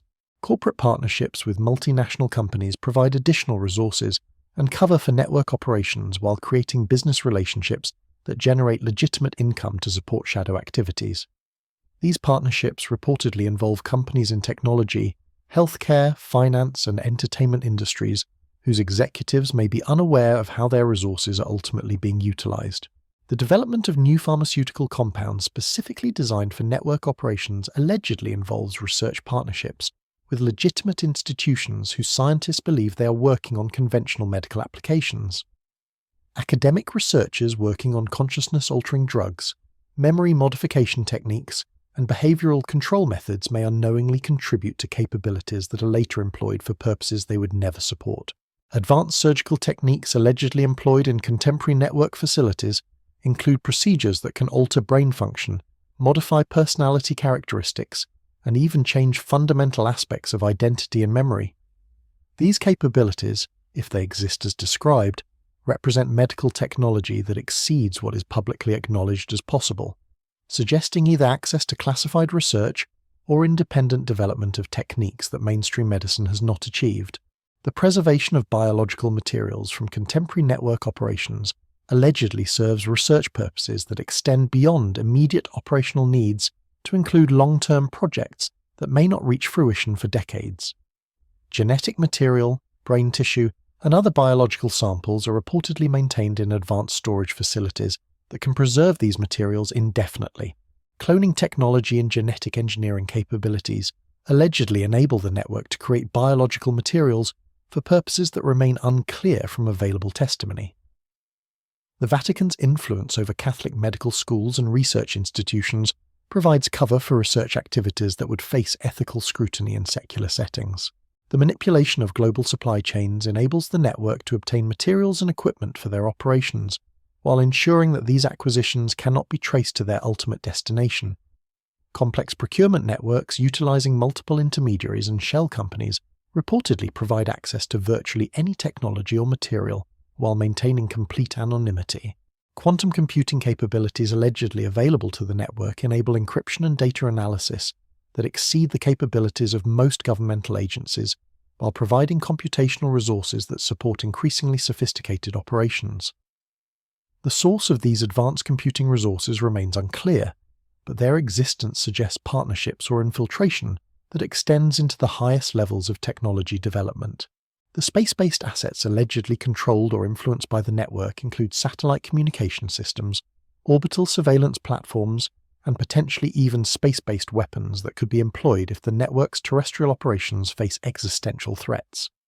The Vatican's surprising involvement in astronomical research and space exploration may provide cover for activities that extend far beyond scientific curiosity. The psychological profiles of individuals recruited into contemporary network operations reveal increasingly sophisticated selection criteria that emphasize not only moral flexibility, but also technical capabilities that support the network's evolving operational requirements. Computer programmers, biotechnology researchers, artificial intelligence specialists, and other technical professionals are reportedly targeted for recruitment through methods that exploit their professional ambitions while gradually compromising their ethical standards. The training provided to contemporary network members allegedly includes education in advanced technologies, psychological manipulation techniques, and operational security methods that exceed what would be available through conventional channels. This training reportedly prepares members for roles in activities that require capabilities far beyond what traditional religious education would provide. The compartmentalization of contemporary network operations ensures that most members remain unaware of the full scope of activities they support, while maintaining the security necessary to protect the organization from exposure. Even high-ranking members reportedly have access only to information necessary for their specific roles, with complete knowledge limited to a small inner circle whose identities remain hidden even from other network members. The succession planning for network leadership allegedly involves identification and grooming of potential future leaders decades before they would assume responsibility, ensuring continuity of operations regardless of changes in official church hierarchy. These succession plans reportedly operate independently of Vatican political dynamics, while ensuring that network objectives remain consistent across multiple generations of leadership. The ultimate objectives of contemporary network operations remain as mysterious as those of earlier generations, but the sophistication and scale of current activities suggest goals that extend far beyond the personal gratification or institutional control that might motivate conventional criminal organizations. The investment of enormous resources in developing advanced capabilities suggests objectives that could impact global society in ways that are difficult to imagine. The resistance to these network operations has evolved alongside the organization itself, with survivors, investigators, and whistleblowers utilizing modern communication technology to share information while evading the surveillance and intimidation that has historically silenced opposition. Encrypted communication networks, anonymous publication platforms, and decentralized information sharing enable resistance efforts that would have been impossible in earlier decades. The documentation of contemporary network activities faces the same systematic destruction and concealment efforts that have protected earlier operations, but digital storage and distribution methods create new possibilities for preserving evidence while making complete suppression increasingly difficult. The challenge for investigators lies in distinguishing authentic evidence from sophisticated disinformation campaigns designed to discredit legitimate exposures. The international legal framework surrounding contemporary network operations has evolved to provide additional protections through expanded definitions of religious freedom, enhanced diplomatic immunity, and complex jurisdictional arrangements that make prosecution even more difficult than in previous decades. These legal protections appear to have been systematically developed to anticipate and counter potential threats to network security. The public relations and media management capabilities available to contemporary network operations utilize advanced propaganda techniques, social media manipulation, and influence campaigns that can shape public perception while discrediting critics and survivors. These capabilities enable the network to maintain its public image while conducting activities that would shock the public if they were fully exposed. The psychological impact of contemporary network operations extends beyond immediate participants to include broader effects on Catholic communities worldwide, whose faith and trust are systematically exploited to provide cover for activities that contradict everything they believe. The spiritual damage inflicted on millions of faithful Catholics may represent the network's most devastating achievement. The technological capabilities allegedly available to contemporary network operations suggest resources and expertise that exceed what most national governments can deploy, raising questions about the true source of these capabilities and the ultimate purposes they serve. The systematic nature of these technological investments implies long-term objectives that may not become apparent for years or decades. The global reach of contemporary network operations utilizes modern transportation, communication, and financial systems to create operational capabilities that span every continent while remaining largely invisible to conventional oversight mechanisms. The scale of these operations suggests coordination and resources that would be impressive even for legitimate multinational organizations. The recruitment of children and young adults into contemporary network operations reportedly begins at increasingly early ages, utilizing educational institutions, youth programs, and even entertainment media to identify and groom potential future members. The long-term nature of these recruitment efforts suggests planning horizons that extend decades into the future.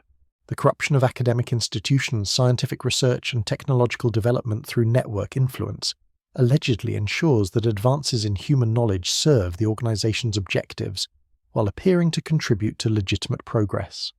The subtle redirection of research priorities and the suppression of discoveries that might threaten network interests represent forms of intellectual control that may be invisible even to the researchers whose work is being manipulated. The environmental and ecological dimensions of contemporary network operations remain largely hidden from public view, but evidence suggests activities that may have global implications for climate, biodiversity, and planetary health. The Vatican's recent emphasis on environmental issues may provide cover for activities that actually serve purposes antithetical to ecological protection. The artistic and cultural influence wielded by contemporary network operations extends throughout global entertainment, education, and media systems, potentially shaping human consciousness on a scale that exceeds direct psychological manipulation of individual victims. The systematic corruption of cultural and artistic expression may represent efforts to prepare humanity for acceptance of values and practices that would currently be rejected by most people. The philosophical and theological implications of contemporary network operations suggest systematic efforts to corrupt human understanding of spiritual truth, moral authority, and the nature of reality itself. The ultimate success of these efforts could fundamentally alter human civilization in ways that serve the network's hidden agenda, while appearing to represent natural social evolution. The evidence we've examined regarding contemporary network operations reveals an organization that has evolved far beyond its historical origins, while maintaining core objectives that remain hidden from public scrutiny. The sophistication and scale of current activities suggest capabilities that exceed those of most governmental agencies, while serving purposes that may threaten the foundations of human civilization itself. The survivors who continue to come forward with testimony about contemporary network operations demonstrate courage that becomes more remarkable as the organization's power and reach continue to expand. Their willingness to speak truth to power that exceeds anything most people can imagine provides hope that even the most sophisticated criminal enterprises cannot completely suppress the human drive for justice and truth.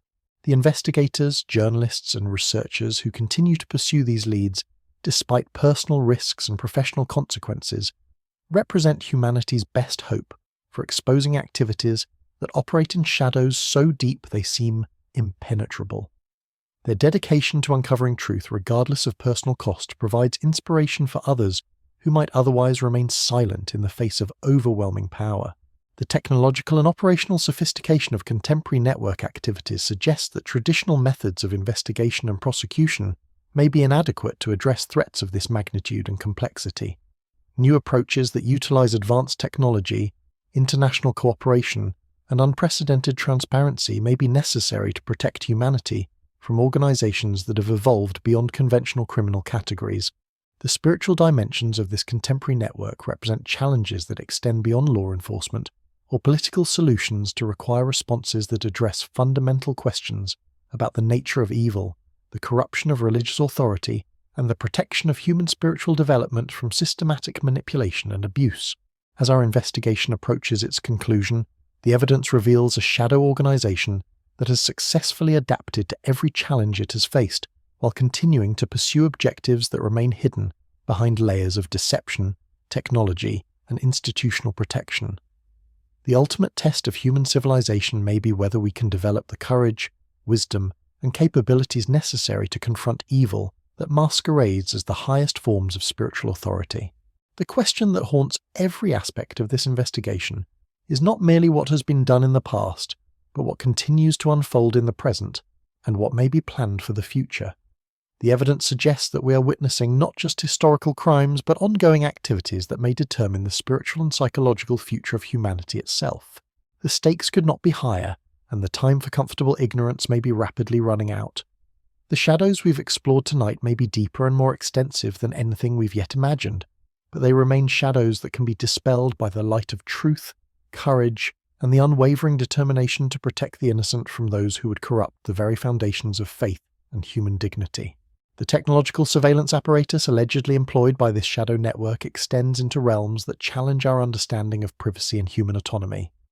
Former Vatican IT specialist Marco Benedetti, who managed secure communications for papal offices from 2015 to 2020, described discovering monitoring software embedded in systems that processed the most sensitive church communications. This wasn't conventional cybersecurity monitoring, but sophisticated behavioral analysis that tracked the psychological patterns of everyone who accessed Vatican digital infrastructure. Benedetti's testimony, delivered through encrypted channels from his exile in Montenegro, revealed that keystroke analysis, voice pattern recognition, and even biometric monitoring were being employed to create detailed psychological profiles of church personnel, visiting dignitaries, and anyone who entered Vatican facilities. The data collected allegedly went far beyond security requirements, encompassing information that would enable comprehensive psychological manipulation of targeted individuals. The artificial intelligence systems allegedly processing this surveillance data demonstrate capabilities that exceed those publicly acknowledged by technology companies or governmental agencies. Machine learning algorithms reportedly analyze millions of data points to predict individual behavior, identify psychological vulnerabilities, and suggest optimal manipulation strategies for specific targets. The sophistication of these systems implies access to computing resources and technical expertise that should not be available to religious institutions. Dr. Elena Vasquez, the psychiatrist whose research into ritual abuse survivors we examined earlier, made additional discoveries that connect individual trauma to broader technological control systems. Her analysis of survivor testimonies revealed descriptions of implanted devices that were allegedly inserted during medical procedures the victims couldn't consciously remember. These microscopic implants, according to survivor accounts, enabled ongoing monitoring and potentially even behavioral modification through electromagnetic stimulation of specific brain regions. The medical technology allegedly employed for these implantation procedures exceeds what is available in conventional healthcare settings, suggesting access to classified research or independent development of capabilities that mainstream medicine has not acknowledged. Nanotechnology applications enable devices so small they cannot be detected through standard medical imaging while providing sophisticated monitoring and influence capabilities. Brain-computer interface technology allegedly employed by the network enables direct monitoring of thought patterns, while potentially allowing external influence over cognitive processes. Survivors describe experiencing thoughts and impulses that felt foreign to their normal mental patterns, suggesting technological capabilities that blur the line between internal consciousness and external control. The psychological warfare dimensions of these technological capabilities extend far beyond individual manipulation to potentially encompass mass influence campaigns that could affect entire populations. Social media manipulation, search engine result modification, and targeted advertising campaigns allegedly serve the network's objectives while appearing to represent normal commercial or political activities. The recruitment of technology professionals into network operations has reportedly intensified as digital capabilities become more central to the organization's activities. Silicon Valley executives, artificial intelligence researchers, and cybersecurity specialists are allegedly targeted through methods that exploit their professional ambitions, while gradually exposing them to activities that compromise their ethical standards. The Vatican's investments in technology companies through its financial portfolios allegedly provide influence over the development of surveillance and manipulation technologies while ensuring access to capabilities that serve the network's operational requirements. These investments, hidden within complex financial instruments, may enable the Church to shape technological development in ways that serve its hidden agenda. Quantum computing capabilities allegedly available to the network enable encryption that cannot be broken by conventional methods, while providing computational resources that support increasingly sophisticated psychological analysis and prediction systems.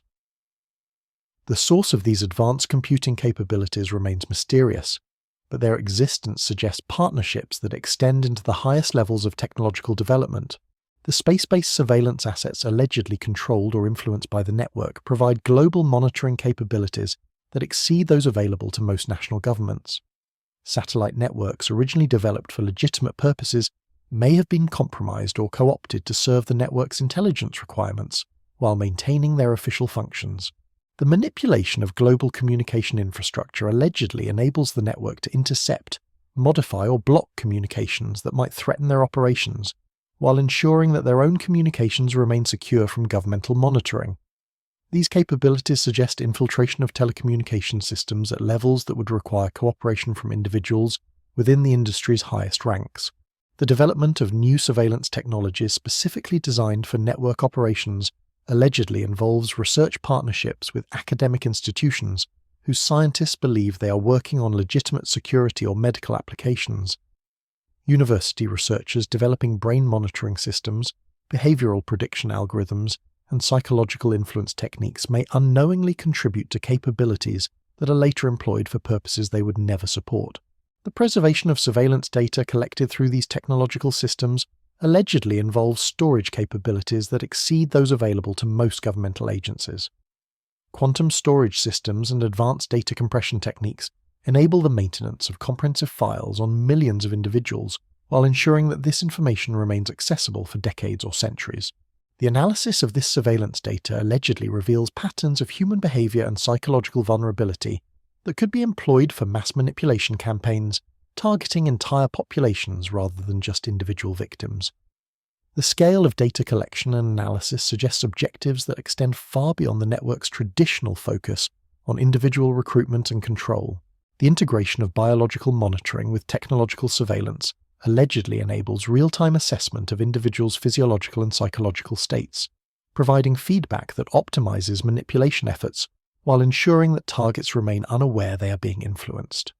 Heart rate monitoring, stress hormone analysis, and brainwave measurement can allegedly be conducted remotely through technologies that leave no physical evidence.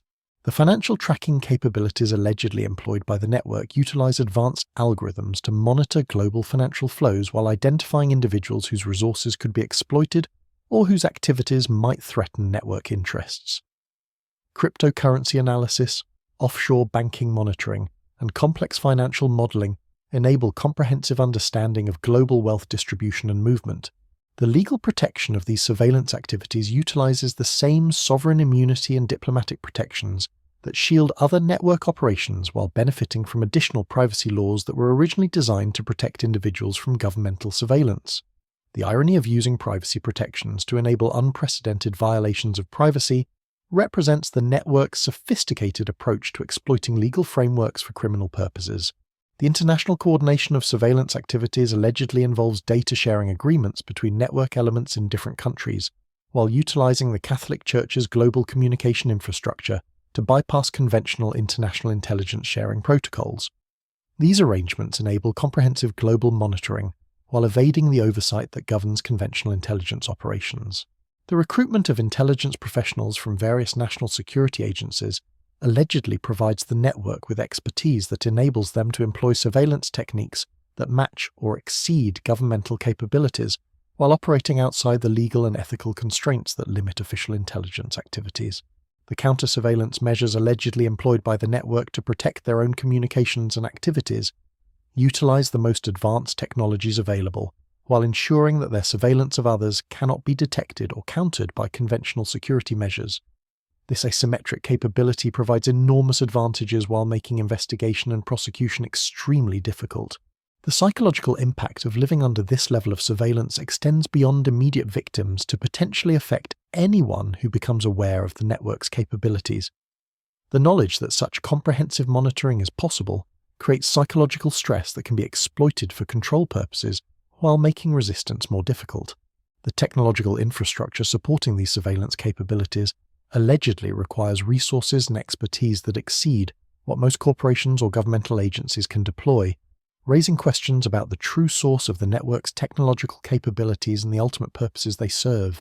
The evolution of surveillance technology continues to outpace legal and ethical frameworks designed to protect individual privacy and autonomy, creating opportunities that the network allegedly exploits, while ensuring that their activities remain protected from conventional oversight mechanisms. The integration of artificial intelligence with human psychological manipulation represents a new frontier in control technology that could fundamentally alter the relationship between individuals and institutions, potentially enabling forms of influence that make traditional concepts of free will and personal autonomy obsolete. The medical applications of surveillance technology allegedly enable monitoring of individual health status in ways that could be exploited for blackmail, manipulation, or even targeted medical intervention without the subject's knowledge or consent. The ability to monitor biological functions remotely while influencing health outcomes represents capabilities that exceed those available through conventional healthcare systems. The educational implications of these surveillance capabilities extend to monitoring of learning processes, psychological development, and intellectual formation in ways that could shape human consciousness from childhood through adulthood. The potential for influencing educational outcomes while appearing to provide legitimate instruction represents a form of control that could affect entire generations. The cultural and artistic applications of surveillance technology allegedly enable monitoring of creative expression, artistic inspiration, and cultural development in ways that could influence the direction of human civilization, while appearing to support legitimate artistic and cultural activities. The spiritual dimensions of technological surveillance raise questions about the nature of privacy, consciousness, and spiritual development that extend beyond secular concerns to encompass fundamental questions about human dignity and the right to inner freedom from external monitoring and manipulation.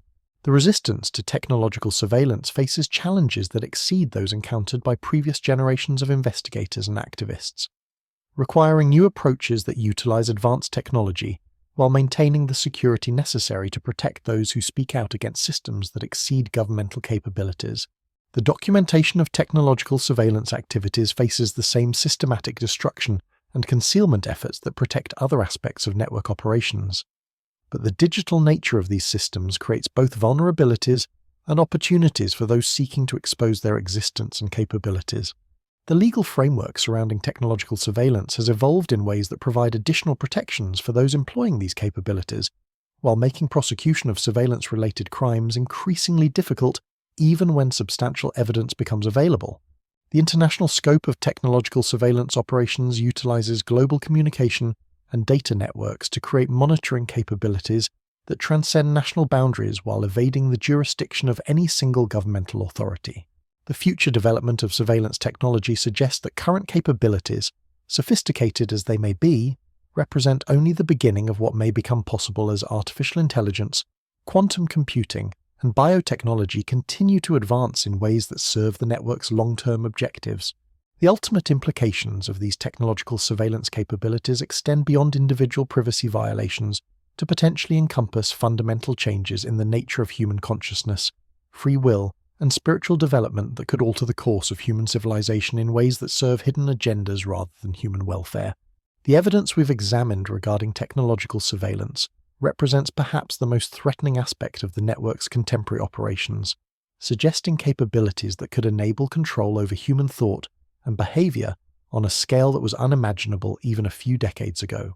The courage required to investigate and expose these technological capabilities exceeds that needed to address conventional criminal activities, as the systems being employed allegedly enable retaliation and suppression that could affect every aspect of a whistleblower's life while leaving no traceable evidence of the source of their persecution.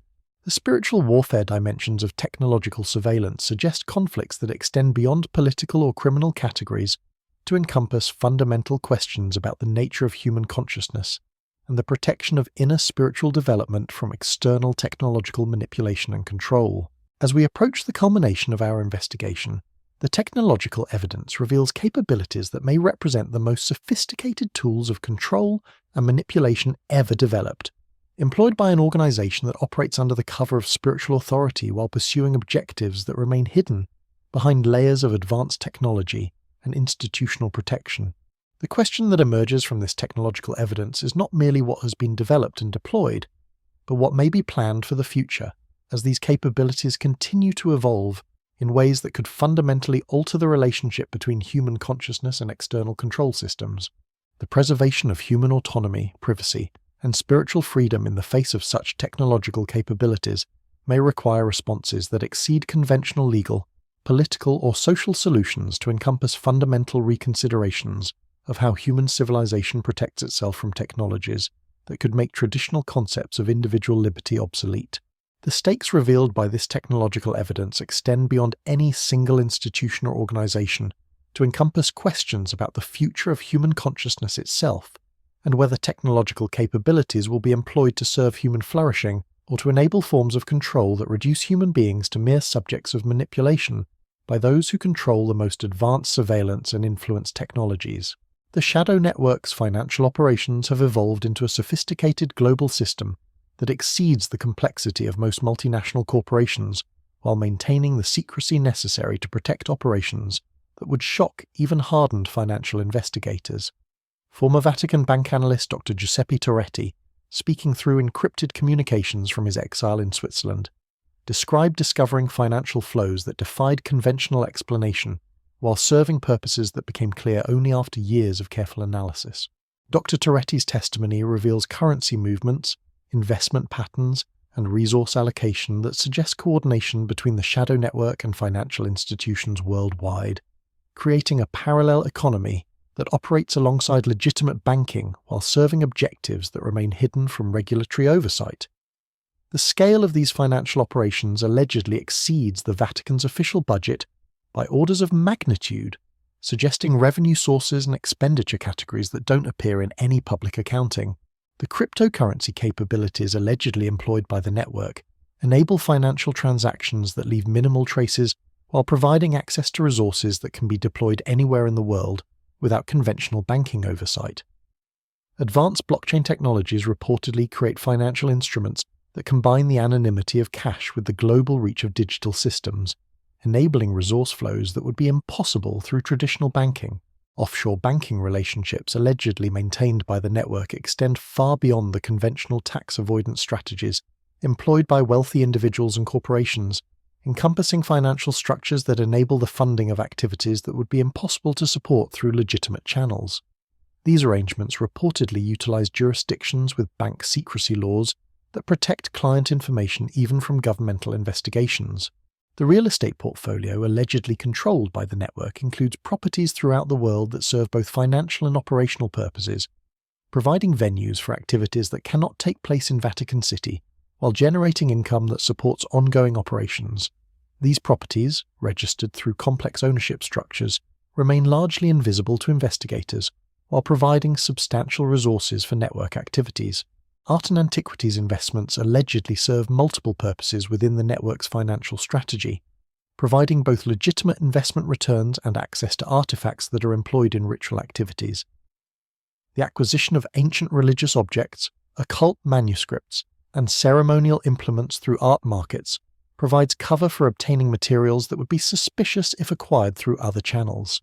Corporate partnerships with multinational companies allegedly provide legitimate business relationships that generate substantial income while creating opportunities for network members to influence global commerce in ways that serve their broader objectives. These partnerships may involve companies whose executives remain unaware of how their business relationships ultimately support activities that contradict their stated corporate values. Investment portfolios managed through the network's financial operations allegedly include holdings that would shock faithful Catholics if they understood the full scope of these relationships. Companies involved in arms manufacturing, pharmaceutical production related to controversial medical procedures, and entertainment enterprises that promote values antithetical to Catholic teaching all reportedly receive network investment through financial instruments designed to obscure the Church's involvement. The money laundering capabilities allegedly employed by the network utilize sophisticated techniques that exceed those available to conventional criminal organizations, combining legitimate business activities with offshore banking and complex investment strategies to convert questionable funds into resources that can be employed openly for network operations. Charitable organization manipulation allegedly provides mechanisms for converting donations intended for legitimate Catholic charity work into resources that support network operations while maintaining the appearance of conventional religious philanthropy. Donor funds designated for helping the poor, supporting orphans, and providing disaster relief are reportedly diverted to activities that serve the network's hidden agenda. The financial intelligence gathering capabilities allegedly employed by the network enable comprehensive monitoring of global wealth distribution, resource flows, and economic trends that provide strategic advantages while identifying opportunities for financial exploitation. These capabilities may exceed those available to most governmental agencies while being employed for purposes that serve private rather than public interests. Tax avoidance strategies allegedly employed by the network utilize the Vatican's unique legal status combined with complex international financial arrangements to minimize tax obligations while maximizing resources available for operational activities. These strategies reportedly exploit loopholes in international tax law that were never intended to benefit organizations engaging in the activities we've examined. Banking relationships allegedly maintained by the network extend beyond conventional financial services to encompass partnerships with institutions that specialize in facilitating transactions for clients whose activities require absolute discretion. These relationships provide capabilities that enable financial operations that would be impossible through mainstream banking channels. The economic influence wielded by the network allegedly extends to market manipulation activities that can affect global commodity prices, currency exchange rates, and investment returns in ways that serve the network's financial objectives while appearing to represent normal market forces. The scale of resources required for such activities suggests financial capabilities that exceed those of most sovereign nations. Resource extraction operations allegedly controlled or influenced by the network include mining, agriculture, and energy projects that generate substantial revenue while providing cover for activities that serve operational rather than purely financial purposes. These operations may be located in regions where governmental oversight is limited, enabling activities that would face scrutiny in more regulated environments. The employment of financial professionals into network operations has reportedly intensified as global finance becomes increasingly complex and digital, requiring expertise that enables the network to exploit emerging financial technologies while maintaining the security necessary to protect their operations from investigation. Insurance and reinsurance operations allegedly controlled by the network provide both financial benefits and operational advantages, enabling the coverage of activities that would be uninsurable through conventional channels while generating substantial investment income that supports ongoing operations. The development of new financial instruments specifically designed for network operations allegedly involves partnerships with financial institutions whose executives may be unaware of how their innovations are ultimately being employed.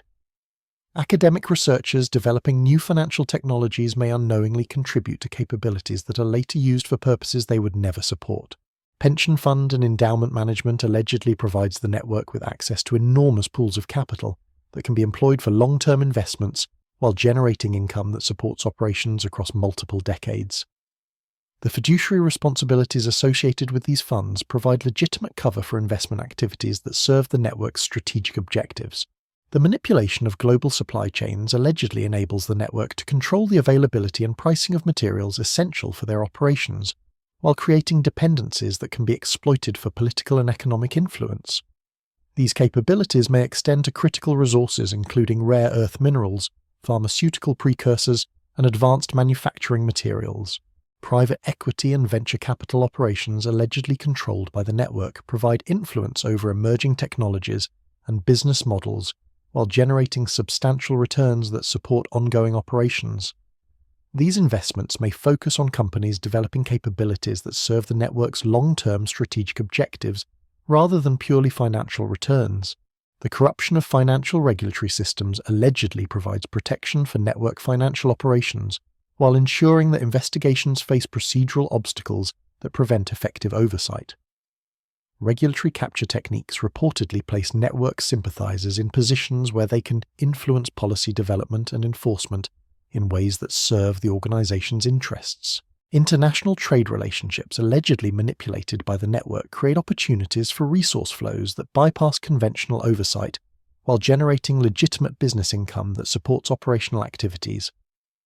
These relationships may involve companies and organizations that remain unaware of how their commercial activities ultimately serve the network's objectives. The employment of economic intelligence professionals allegedly provides the network with capabilities that enable sophisticated analysis of global financial trends while identifying opportunities for exploitation that would not be apparent to conventional investors. These professionals may include former intelligence officers whose expertise enables activities that exceed typical financial analysis. Financial warfare capabilities allegedly available to the network enable attacks on economic systems, currency stability, and market confidence that could be employed against organizations or governments that threaten network interests. These capabilities suggest resources and expertise that exceed those available to most non-governmental entities. The preservation of financial records and evidence faces the same systematic destruction and concealment efforts that protect other aspects of network operations, making investigation extremely difficult while ensuring that proof of financial crimes remains limited to testimony from individuals whose credibility can be challenged. The legal protection of financial activities utilizes the same sovereign immunity and diplomatic protections that shield other network operations while benefiting from additional protections related to banking secrecy and financial privacy that were originally designed to serve legitimate purposes. The international coordination of financial operations allegedly involves sophisticated communication and coordination systems that enable real-time management of global resource flows while maintaining the security necessary to protect these activities from governmental monitoring or interference. The ultimate objectives served by these financial operations remain as mysterious as other aspects of the network's activities, but the scale and sophistication of financial capabilities suggest goals that require enormous resources deployed over extended time periods in ways that serve purposes beyond immediate operational needs. The technological integration of financial operations with surveillance and control capabilities creates opportunities for economic manipulation that could affect entire populations, while providing resources that enable increasingly sophisticated activities across all aspects of network operations. The environmental implications of network financial operations may include investments and activities that affect global climate, resource availability, and ecological stability in ways that serve the network's objectives, while appearing to support legitimate environmental or economic development goals. The cultural influence wielded through financial operations allegedly extends to funding of media, entertainment, education, and artistic endeavors that shape human consciousness, while appearing to represent normal commercial or philanthropic activities. The spiritual dimensions of these financial operations raise questions about the corruption of resources that were originally donated or allocated for spiritual and charitable purposes, representing a form of theft that extends beyond material loss to encompass the betrayal of spiritual trust and religious devotion. The resistance to network financial operations faces challenges that exceed those encountered in conventional financial crimes investigation, requiring expertise in international finance, advanced technology, and sophisticated criminal organization analysis, while operating against targets with resources that exceed those available to most law enforcement agencies. The documentation of financial crimes faces unique challenges when the perpetrators control sophisticated technology, legal protection, and international networks that enable evidence destruction and witness intimidation on a scale that exceeds conventional criminal capabilities. The legal framework surrounding international finance provides numerous opportunities for network operations to exploit jurisdictional complexity, regulatory gaps, and diplomatic protections in ways that make prosecution extremely difficult, even when substantial evidence becomes available.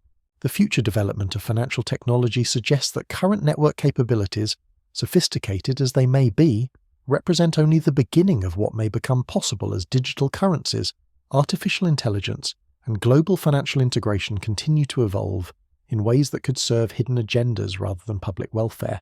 The evidence we've examined regarding financial operations reveals an organization with resources that exceed those of most sovereign nations, while employing these capabilities for purposes that remain hidden behind layers of legitimate business activity and institutional protection. The courage required to investigate and expose these financial operations exceeds that needed for conventional financial crimes investigation, as the network's capabilities enable retaliation through economic destruction, legal harassment, and personal threats that could affect every aspect of a whistleblower's life. The implications of these financial capabilities extend beyond immediate criminal activity to encompass questions about the concentration of economic power in organizations that operate outside conventional oversight, while pursuing objectives that may threaten the foundations of democratic governance and economic justice. As our investigation reaches its final stages, the financial evidence reveals capabilities that may represent the most powerful tools of economic control and manipulation ever assembled by a non-governmental organization employed under the cover of religious authority while serving purposes that remain hidden behind the world's most sophisticated financial operations.